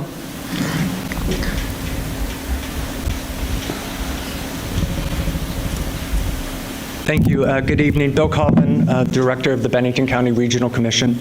The BCRC stands at the intersection of planning and community and economic development, so I just wanted to make a few comments on the project. Planning documents such as the Bennington Regional Plan, the Southern Vermont Comprehensive Economic Development Strategy, and the Regional Priority Project List, all updated within the last 3 months, are grounded in data and best practices and reflect the desires and priorities of those living and working in the region. The Benn Hi project furthers the overarching goals of all of these documents by growing and strengthening the workforce, expanding the availability of housing at all income levels, providing enhanced recreational opportunities, increasing the availability of safe and affordable childcare options, promoting a vital and walkable downtown, and enhancing community facilities and programming to support the resident population. And while alignment of the Benn Hi project with our core planning documents is important, 3 very particular L's come to mind that I believe this project represents. And those are leadership, leverage, and legacy. This select board receives unrelenting criticism, much of it unwarranted, for not doing enough to address the goals and challenges I just noted. Often moving the needle on these things seems beyond the ability of the select board to address, but not tonight. With the execution of the development agreement for the Benn Hi project, this board can partner with a willing, able, and creative local investor at minimal risk to the town and bring about long-term change by creating much-needed childcare so working families can secure better jobs, an increase in the availability of housing, allowing businesses to recruit and retain workers they desperately need, and for local people to find safe, suitable homes. better recreational opportunities and access for citizens of all ages, and programs to allow our seniors to be engaged and active. The Select Board can also take this $3.4 million investment the town is making, which will result in over $50 million of other money coming to the project, a leverage factor of over 15 times.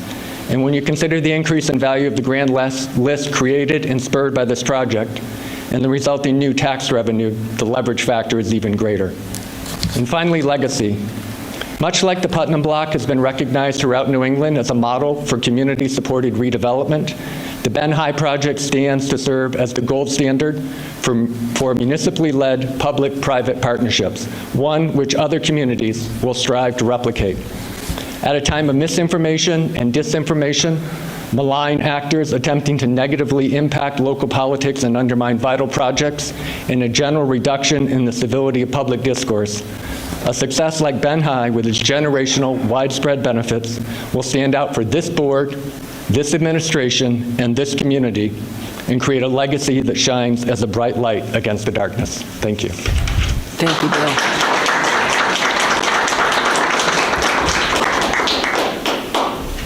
Chris? Yeah, well, go over here and then people can respond. You just have to walk further. I need the steps. Good evening. My name is Chris Callahan. I'm with the University of Vermont. Specifically, I work for UVM Extension based here in Bennington. We are excited about being a potential future tenant in this project. We were very excited to be invited into that. I can tell you that UVM does not decide to get behind projects like this easily. And one of the real attractions is not only the way what the project is, but the way it's been approached. The opportunity for UVM Extension to be co-located with aligned and affiliated organizations with very similar but distinct missions is really, really important for all the reasons that Bill just outlined, in a much better way than I ever could. It's a case of the sums being greater than the parts, and I just wanted to share that we're excited to be part of this. Thank you. Thank you very much.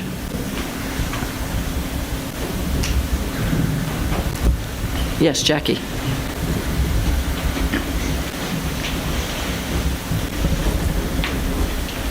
Good evening, I'm Jackie Metz, Bennington resident. So I spoke a little last night about blighted properties and the economic and the social costs to the town. Last night we talked a little bit about addressing those through code violation penalties. That's one way. This is a different way, and I think really an ideal way to address this sort of a situation, right? Having a local developer come in and really revitalize a property, return it to its highest and best use for a community. So I want to start by just saying thank you for all the work that's been put into this. I'm really pleased to see this moving forward. One thing that I noticed was the use of the Bennington revolving loan program at $250,000 sort of exceeds the typical maximum of a $35,000 loan. The revolving loan program has been such a valuable asset to this community, has had a lot of positive impacts for small local businesses that can't get funding through other sources. I was hoping somebody could just speak about the impact that this loan would have on the availability of this fund for other local businesses in town in the years to come. Absolutely. Shannon's getting up as I speak. Yes. Thank you, Jackie. I agree. I think the revolving loan fund is such a gem and is used by so many local businesses and organizations. So this is a larger loan. We have done that in the past. Like the Putnam project received a $350,000 loan. So we will still have loan funds available, to continue to loan out. So this is not depleting the loan fund, if that was your question. We hope that it continues into the future. I mean, the great thing about that program is that grants are wonderful, but then they're gone. When they're spent, they're gone. And so the loan fund, in general, people pay their loans back, and then we have more money to give. Thank you. Yes, please, come on up.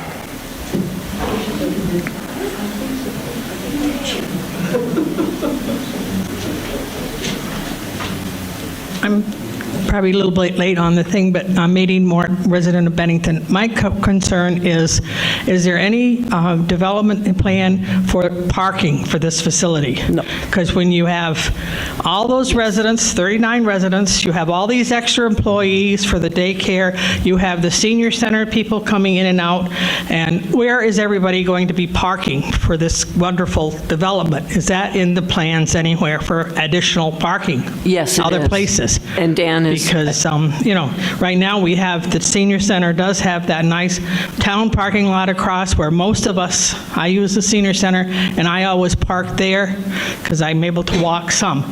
But, we've got to have some place to park, and there is no public parking up there other than just what's on site. Thank you. So that's a great question, and we do have a parking study online that has been posted for several months, and that was a concern that we looked at early on, was the parking requirements. We did hire the Bennington County Regional Commission to do a parking study, and they looked at the available parking on site.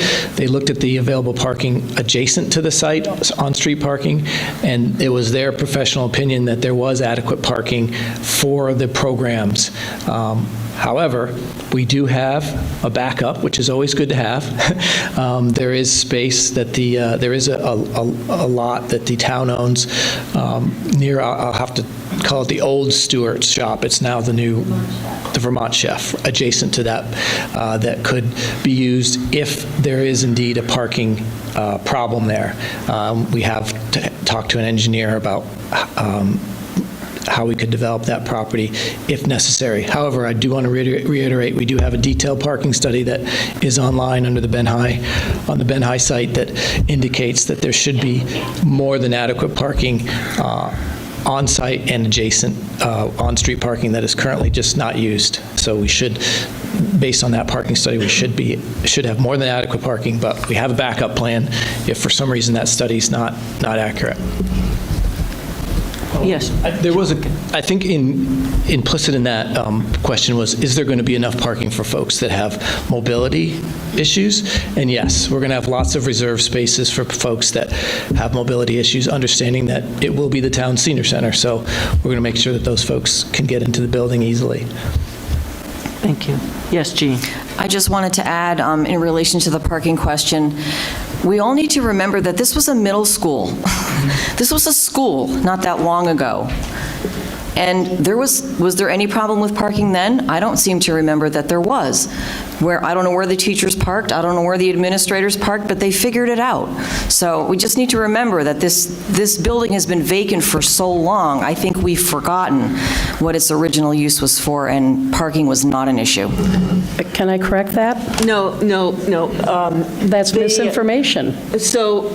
That's misinformation. Can you wait just one moment? Is there anybody online that's new that wants to speak? A second to call a question from Tom Malone. Oh, yeah, no, we're still in the first round. All right, so Nancy, go ahead. The man who's, I don't know if he worked, his wife works across the street at the medical building. He spoke that there were people who worked at the Benn Hi who'd go out back and leave their cars all day, where the patients and the staff would be parking.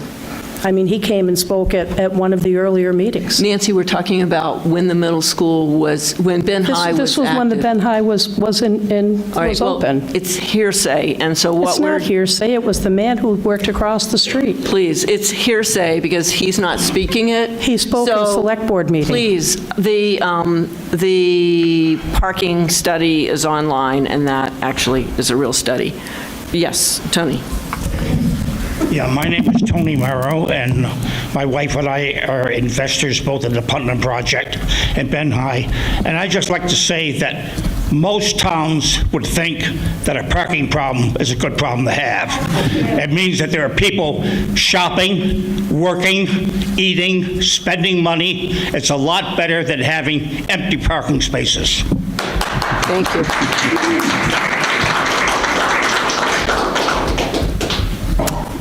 Anyone else? Yes, please. Come on up.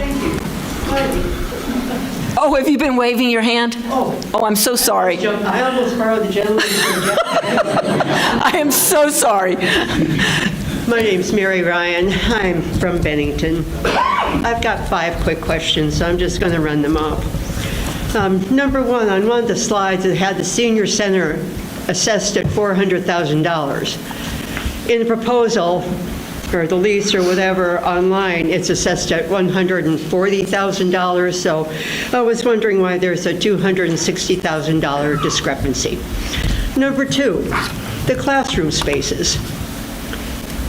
Is that going to be owned by the town, used by the town, rented by the town, owned by YMCA or Berkshire?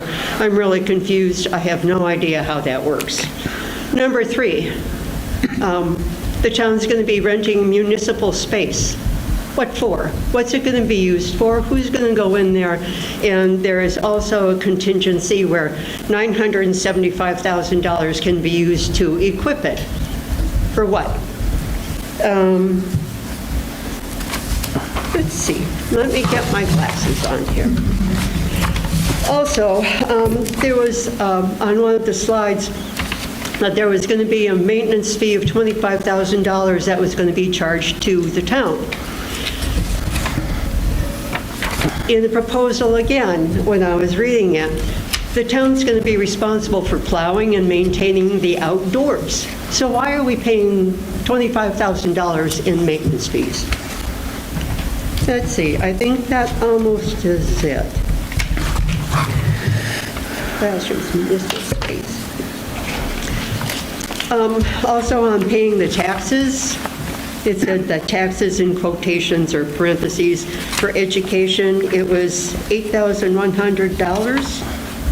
How is this assessed? And also that it said that rental is going to be going up 3.5% annually. How are we going to afford that? I'm fixed income. I pay a heck of a lot of taxes. Education taxes are going up. Town services are going up. I don't want a whole lot more money taken out of my pockets. So, and I understand all the funding, plus on that little slide there, there was a big slice on that circle, 14% debt. I don't understand what that is either. Okay, so whose debt is the question? If you could address all of those, I'd be really happy. That's great. I think we have them. Thank you. I'm going to try. Okay, And then I wrote them down too. Shannon's going to come up, and maybe Zach, if I get it wrong. So it's a really good question, and we addressed this in previous meetings about the senior center assessment. Because it's owned by the town assessor assesses it for the replacement value. So that's what that $400,000 is. I don't know where you're seeing a lesser amount than that. If you look at the presentation,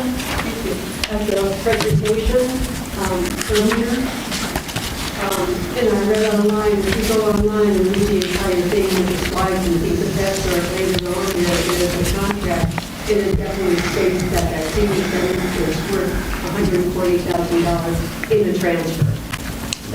No. Oh, okay. Okay. Thank you. So as Jonah stated, that is the assessment for the current assessment for the Benn Hi building in its current condition. So not a lot of money. Yep. But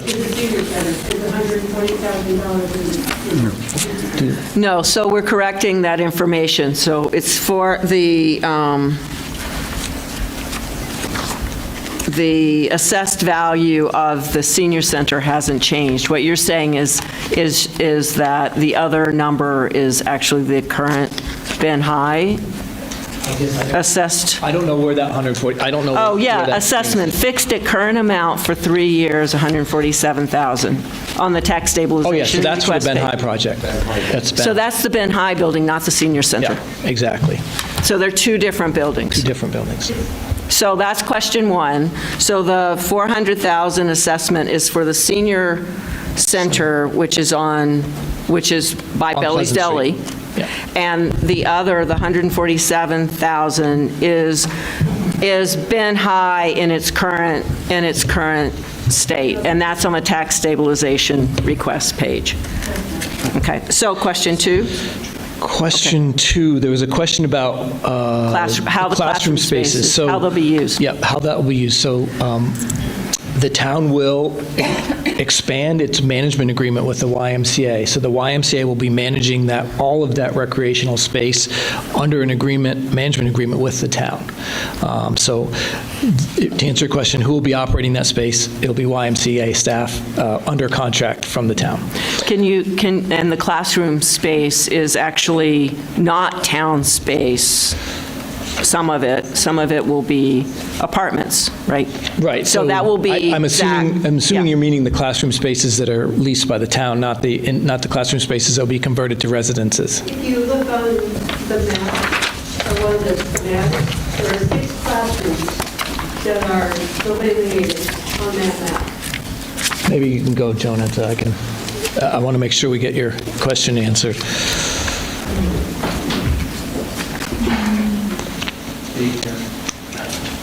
So is this the slide? Is this the slide here? Back. Oh, so so this is the childcare space that will be leased by the YMCA. That is not being leased by the town, but it is being leased by the YMCA for 102 childcare space. Is there any revenue generated for the town from that, or? No, the YMCA is leasing that. Okay. Yep. How about the municipal space then? So the municipal space will be leased by the town and will be managed by the YMCA under the management agreement that the town has with the YMCA. Also, in that. Mary, for Cat TV, no. So, so let him answer those, but then. Maybe I will get through the questions that were asked, and then if there are follow-ups. and then we can clarify, and you can come back Yep. up, okay? But, yeah. Part of the question was, what's it going to be used for? What is? So maybe, Zach, I'm wondering if you could go back to like this, and, if you could go back to one of the schematics and just explain quickly how the space, what's town space, what's housing. I just want to know what the municipal space is going to be used for by the town. Okay, I think Dan was trying to answer that. It's all it's recreation space. Okay, all right, thank you. There was a question about, and you'll have to help me out, $975,000 for equipment? It was mentioned that the town would have up to, or the town could equip the space for up to $975,000 and also equip the classrooms for that same amount. It's not in this. If you go online and you see this thing and you keep on scrolling down, up comes the lease and the terms and conditions and things of that sort, and that's where we get the figures from. That's a grant, a $975,000 grant? It is a grant? Yes, yep, and BRC. This is very complicated. I have to ask Zach all the time questions like that, so I totally get it. You also asked about the maintenance, the $25,000 in additional maintenance costs. That will cover a part-time maintenance person as well as additional supplies. We're going from a 5,500 square foot facility to a 27,000 square foot facility. So I asked my facilities manager, how many more folks do you need? And he thought that with another half-time person, he could manage, because it's a new space, going to be easier to maintain, that he would be able to maintain that space for that. That's what that additional money will be spent for. Basically building maintenance. Building maintenance, like buffing the floors, taking out the trash, that kind of stuff. Yep. Not for repairs or anything, because that's going to be our landlord's problem, not ours. So another great question, and it's one that it doesn't seem, it seems like it doesn't make sense, but the taxes portion where we're going to pay additional $8,100 in education taxes. So the lease that we will be entering into is a traditional commercial lease. It's called a quote-unquote triple net lease, and what that means is a triple net lease is you pay for taxes, insurance, and other costs, and because we will be leasing 27,000 square feet of space, we will be paying taxes on that space. However, the municipal portion comes right back to us, but the education portion goes up to the state to pay for education taxes. So that's why we wanted to be really clear that that is an additional cost that we're going to have to deal with, and that's why that's included in that slide. You also talked about the debt. That, and Zach can come up and speak, that's private debt that Zach and his partners have to pay off. That is not debt to the town that the town has to pay off. Did I miss anything? Did anybody? The rental rate, 3.5%. So that's a traditional, all leases have what they call an escalation clause to cover inflation and 3.5% is it's about market rate. So that is part of the lease and is typical of commercial leases. Thank you, Dan. Those are great questions. Thank you. And very comprehensive. All right. Yes, please, come on up.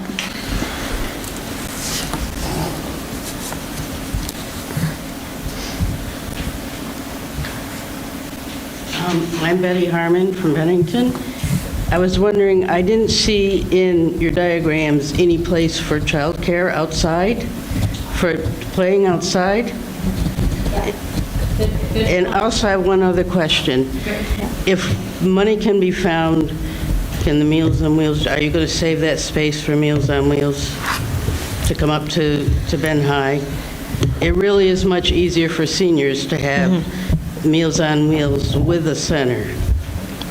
Yeah, I mean, I think, we'll stay in communication with Ilsa, and like I said, the cost just kept rising, but most of the projects when you look at all of the pieces, there are a number of grants that have been available to help fund them, but we don't have any grants or tax credits that are tied to the Meals on Wheels space. So that was one of the challenges.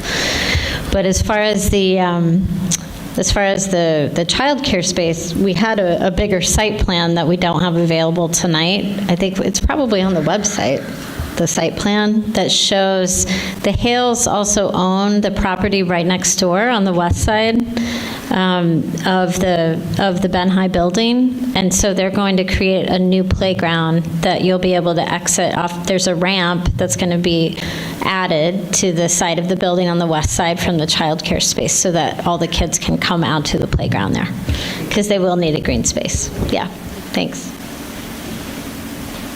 These are great questions. Keep asking them. I see that hand in the back. Come on up. I can't see who it is, but, oh no! Good evening, I'm Don Campbell, and I'm a Bennington resident. Thank you for holding this meeting tonight. I know you've been doing a lot of meeting this winter, and it's very important to the community, obviously, that you did this. And a lot of great things have been brought up tonight, and it's a great example of all of the gritty details that go into a project like this. Unbelievable, and probably we've just scratched the surface. Yeah. So the thing that I don't want us to do, though, in all of this gritty detail is to not lose the forest for the trees. Benn Hi is a sad building. Every one of us that lives in this community, when we drive by that building, we feel sad about it. For more than 20 years, it's been depressing, it's been empty, it's been dangerous, and you might ask why. The reason is because it's hard to do something about it. It's not an easy project. If these things were easy, it would have been done a long time ago. We tried to get people to take it on for years and years, and finally, the town, thank you very much, town staff, and the select board, thank you very much, select board, have found a way to pull the pieces together and make it work. And I think that's remarkable. I think that's a remarkable accomplishment for our community. And I hope that you will approve this development agreement and move this project forward so that we can make Benn Hi a happy building that gives us housing and recreation and all the wonderful things that we will get through the public-private partnership. So thank you again. Thank you, Donald. Yes, please. Yes. Mr. Campbell, my comment is appropriately following yours. I took my first visit to Bennington 20 years ago this April, which is kind of hard to believe. I happen to have been the publisher of the Bennington Banner at the time. Many of you know that. The headlines the day I arrived were the Benn Hi, at that point it was a middle school, if I'm not mistaken, going empty and going dark. And we are talking about this 20 years later. And so I am reminded of that day in April of 2005, so crystal clear as this thing, getting into the nitty-gritty for sure. It's a good look back over the last 20 years and on what has not happened to that site. And I'm personally very excited to see this happening tonight and forward. Great. Are we moving into round 2? Has everyone we have any people that haven't asked a question yet or made a comment yet that would like to do so? He's around too, yeah. Okay, so why don't we do Mr. Malone as a round 2?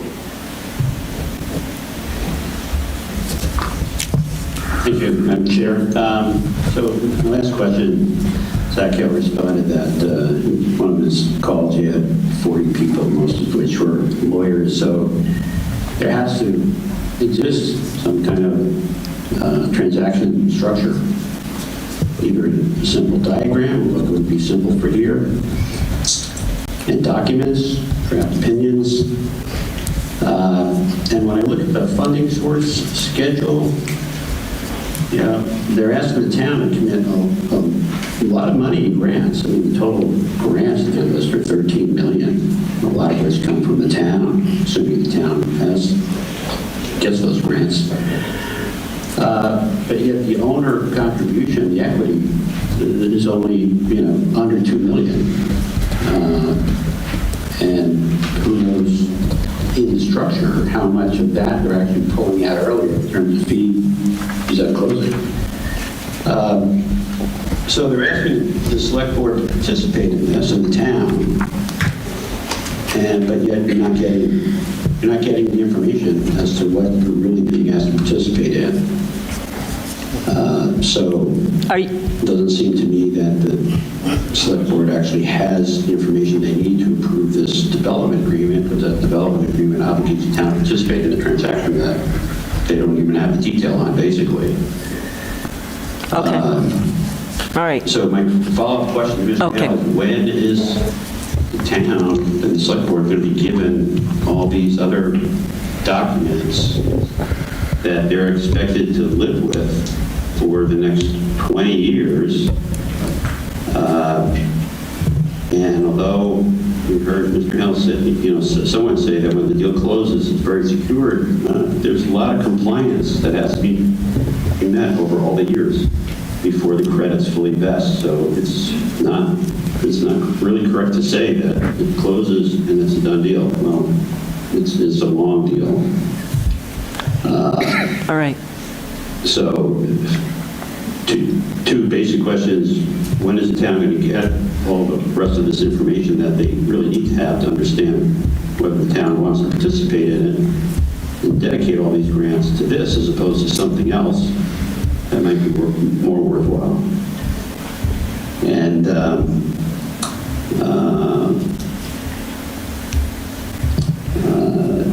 I guess that's it. When are they going to get the rest of the information?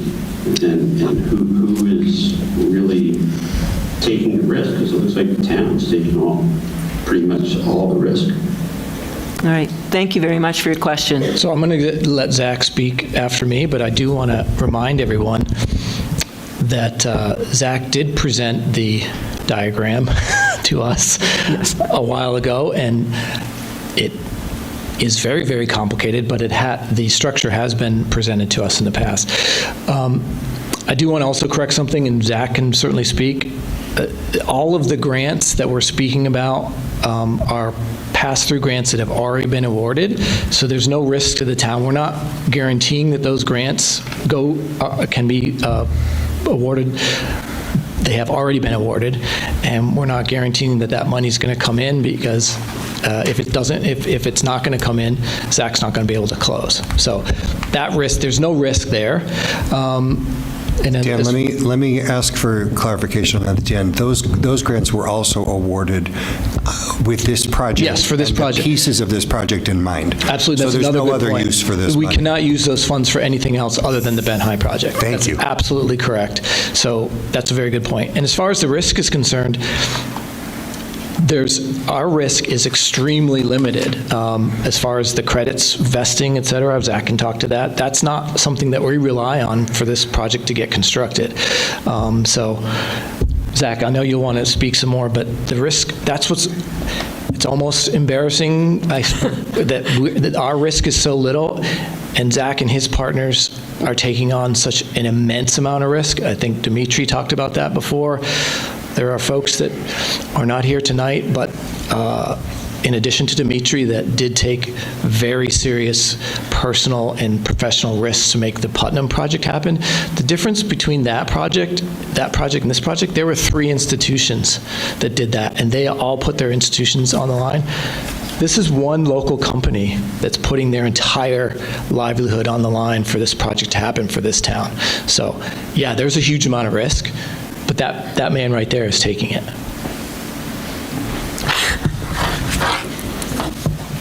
Yeah, I actually just think through like some of those details that Jim had mentioned, and I think that probably Bill Colvin's one of the few people that understands all of the details that go into a project like this. And the Putnam did have those institutions supporting those types of guarantees, and that's been a critical piece to finding a group of people willing to take the risk for this project. And so when we look at the slide of $14 million of loans and debt, then that is $14 million that I am personally, me and other individuals are personally guaranteeing will be paid back. And also the new market tax credit indemnities and the historic indemnities, and the list goes on and on and on of 2 pages actually of like guarantees that are being provided for this project. And we've had to show that we have the ability to make good on those guarantees to all of our funders in order for them to move the project forward and be comfortable with closing. So those are all obligations that I will be fulfilling. Thank you, Zach. Thank you. Yes, someone here? Nancy. Oh, Nancy, yes, please. The $975,000, other project responsibilities, Hill Resources will construct, equip, and fit up the project, including the childcare space, in accordance with the design and specifications approved in advance by the town. Now, we're going to get $975,000 to do that. Is that in the addition? That is grant funding from the Northern Border Regional Commission. So each of the grants for this project that are passing through the town, we've had different public meetings to discuss usually before applying or in order to accept the grant agreement. So the Northern Border Regional Commission grant, it's actually $1 million, but the 907, some of that funding needs to go to BCRC as I can't remember what it's called, but they're essentially the partner in that project as far as helping us with all of the... But where's this space, the childcare space? It's the childcare space, yeah. So the funding is for economic development. In the basement or in the addition? In the basement. Yeah, in the ground floor. In the ground floor. It is not a basement. It has windows that are halfway above ground, yes. We would call it a garden apartment in the city. But I thought the basement was totally separate between the Y and Hill Resources.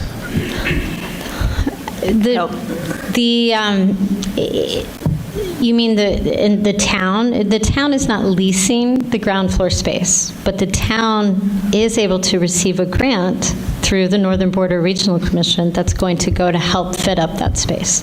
These are the kinds of grants that we receive through community development block grant funds that help provide housing, et cetera. The town receives the funding, and then the funding is passed on to the developer for the project. Okay, it says the town will spend $975,000 on equipping and fitting up the childcare space and seek reimbursement.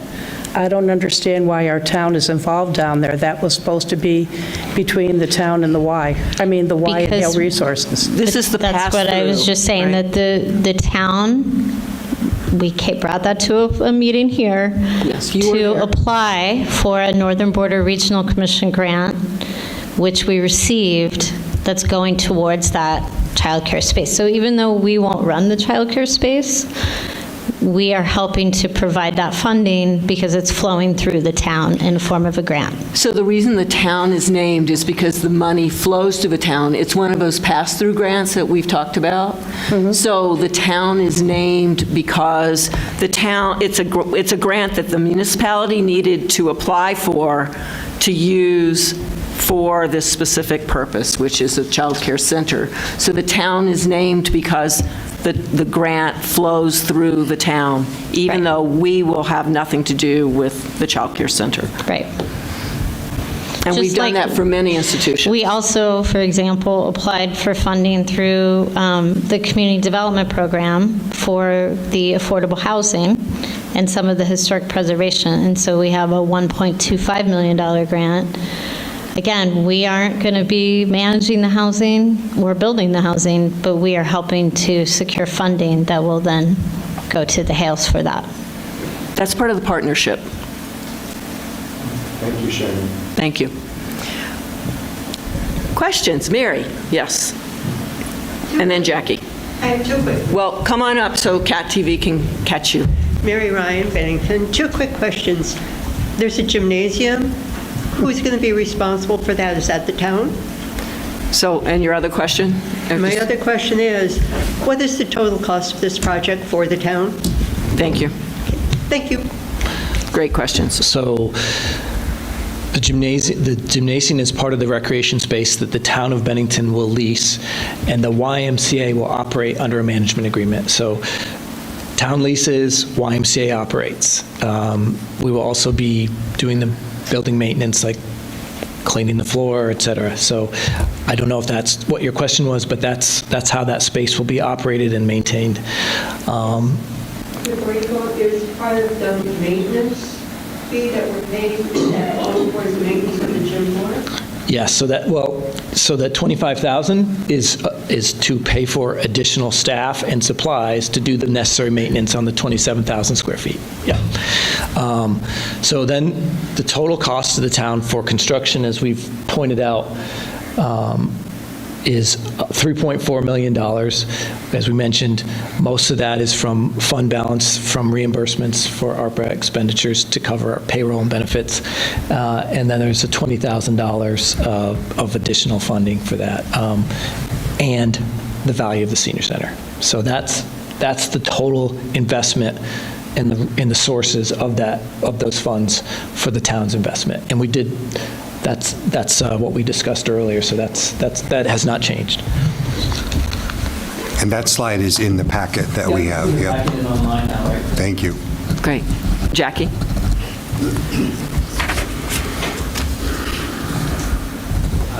Jackie Matz, Bennington, Vermont. I recognize that members of the Select Board don't use their cell phones during the meetings. I'm under no such restrictions yet, so I just wanted to bring to your attention that about an hour ago, I learned that up in Montpelier, Governor Phil Scott actually recognized this Benn Hi project for its capacity to bring housing and childcare and community spaces to our town. So this was one of 3 projects that Governor Scott mentioned up in Montpelier this evening, and I think just really highlights how important a project like this is. Thank you, Jackie. There's $1 million, Jackie. There's $1 million earmarked for it in this budget from the governor. We were really excited about that. I would ask everyone to take a quick look at that portion of the meeting where the governor basically said this is one of 3 of the most important projects in the entire state of Vermont that he personally is pushing to complete. Woohoo! So thank you to the governor, and it would be remiss to not thank all of the other state partners we have, not the least of which is the treasurer, Mike Pichek, who is providing a huge amount of low-interest loans for this project. This is an all-hands-on-deck project. And it is remarkable the level of support that this town and that Zach has gotten, mostly because of Zach's efforts, from our state partners. We complain a lot about was being ignored in the forgotten kingdom, quote unquote. They didn't forget us when it came to this project, and it has been a true pleasure working with those folks to try to get this project across the finish line. So thank you to our state partners. Yay.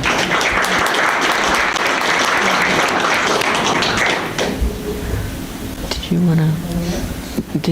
want to? You may be aware, if you looked at the packet, that we received a letter from Tom D., who's the CEO of our hospital, and I'm just going to highlight a couple portions of the letter that I feel are the essence of why he chose to write this letter. He says, this project is critical to Bennington's economic development and future job creation. As the largest employer in Bennington County, the creation of 39 housing units, including 22 units of workforce housing, is important for the community and will positively influence recruitment at Southwestern Vermont Medical Center. The project's childcare seats addresses another significant challenge faced by SVMC's workforce and many other working families in the region. And the last comment I'll read from the letter is this: the project's projected creation of near-term construction jobs, as well as more than 50 sustained new jobs, is also significant. There is a direct relationship between the economic vibrancy of a community and the health of its residents, as SVMC strives to elevate the health of Bennington. Job creation beyond SVMC is critical. So thank you to Tom D. and the staff at SVMC. Yeah. Okay. Any additional questions, comments before we put a motion on the floor?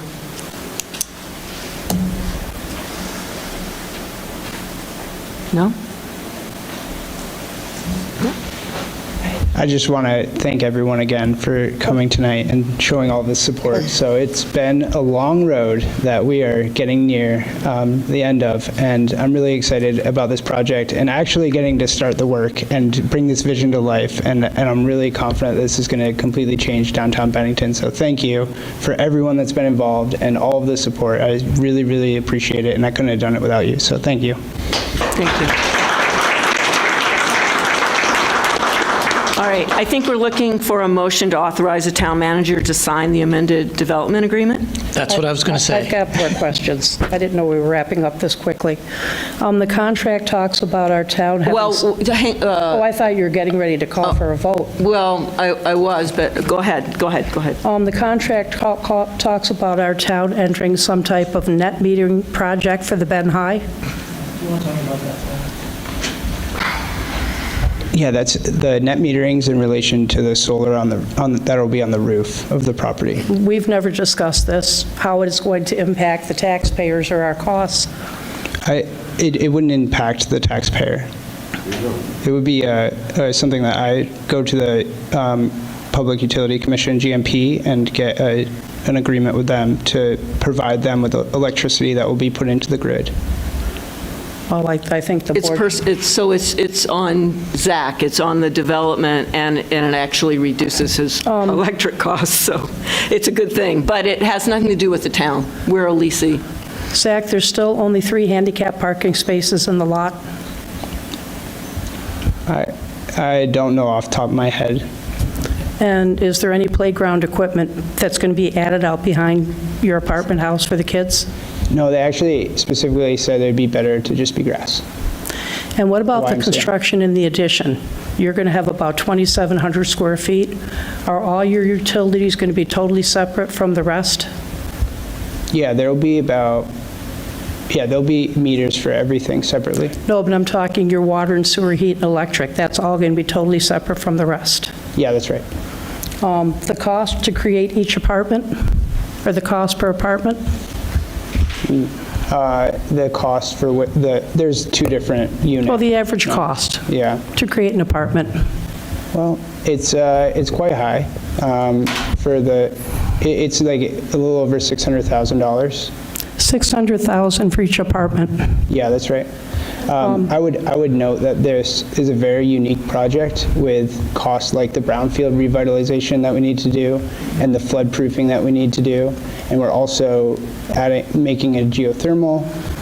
It's going to be a geothermal system, so that has increased costs, but will reduce operating costs. And we also have historic preservation. And those are really 4 or 5 key items that had made this a more expensive project, but we'll have, which was necessary of getting over the finish line. I mean, that's the challenge other developers have faced trying to renovate this building, is the cost just keeps increasing as you do more and more due diligence. And so those have been challenges that we've need to overcome and all necessary in order to make the project work. And that's increased the cost a lot. And how many new jobs will be created, and of those, how many are private sector? There's over 20 jobs, 25 jobs that will actually be created from this. I'm sorry, how many? About 25 projects, or 25 jobs that will be created. Only 25? Well, that doesn't count the construction. No, but so I'm talking permanent jobs. Permanent jobs, yeah, that's right. So only 25, and how many would be private sector? Not nonprofit jobs? Well, all of the tenants are going to be nonprofits in the building, in the municipality. So no private sector jobs? Well, there'll be the child care. I don't know if we're just how we're comparing, defining private sector. Well, jobs that aren't taxpayer funded or subsidized. There'll be 25 jobs created. Also, nobody's talked about the cost in the addition. Isn't our town going to have to pay the phones, the data lines, the security system, the cameras, the computers? Can I call us back to order? We have an agreement that outlines this with Hale Resources. I'd like to make a motion that we authorize the town manager to sign the agreement. Yeah, the amended. Has everyone on the board? All right, there's a motion on the floor. I just made a motion. I'll second it. Okay, And it's been seconded. Thank you. All right. All right, I think we're just going to call the question then. No, I have one last question. No, I think it's... Has each person on the board read this contract that was entered into with the town manager and Meals on Wheels? You've each read it. And you see on the last page that the promise is a lot more than what I read off, that they can go to the Benn Hi. When the voters voted last March, the voters were told the senior center and Meals on Wheels would be going to the Benn Hi. Nancy, the plan then has changed. This is an amended agreement. I'm calling the question. All right, This all those in favor? is a one-month Nancy, change. you're out of order. Nancy, you are out of order. No. Zach said in the video last month, Meals you are on Wheels. out of order. Are you going to throw Meals on Wheels under the... Nancy, you are out of order. I'm not out of order. All those in favor, please say aye. And we're voting on allowing Stu to sign.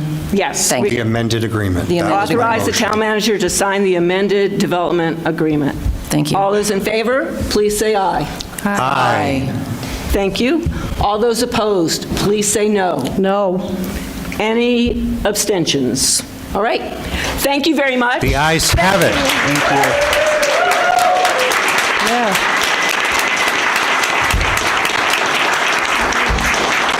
And Can I make a thank you motion to all for adjourn? staying.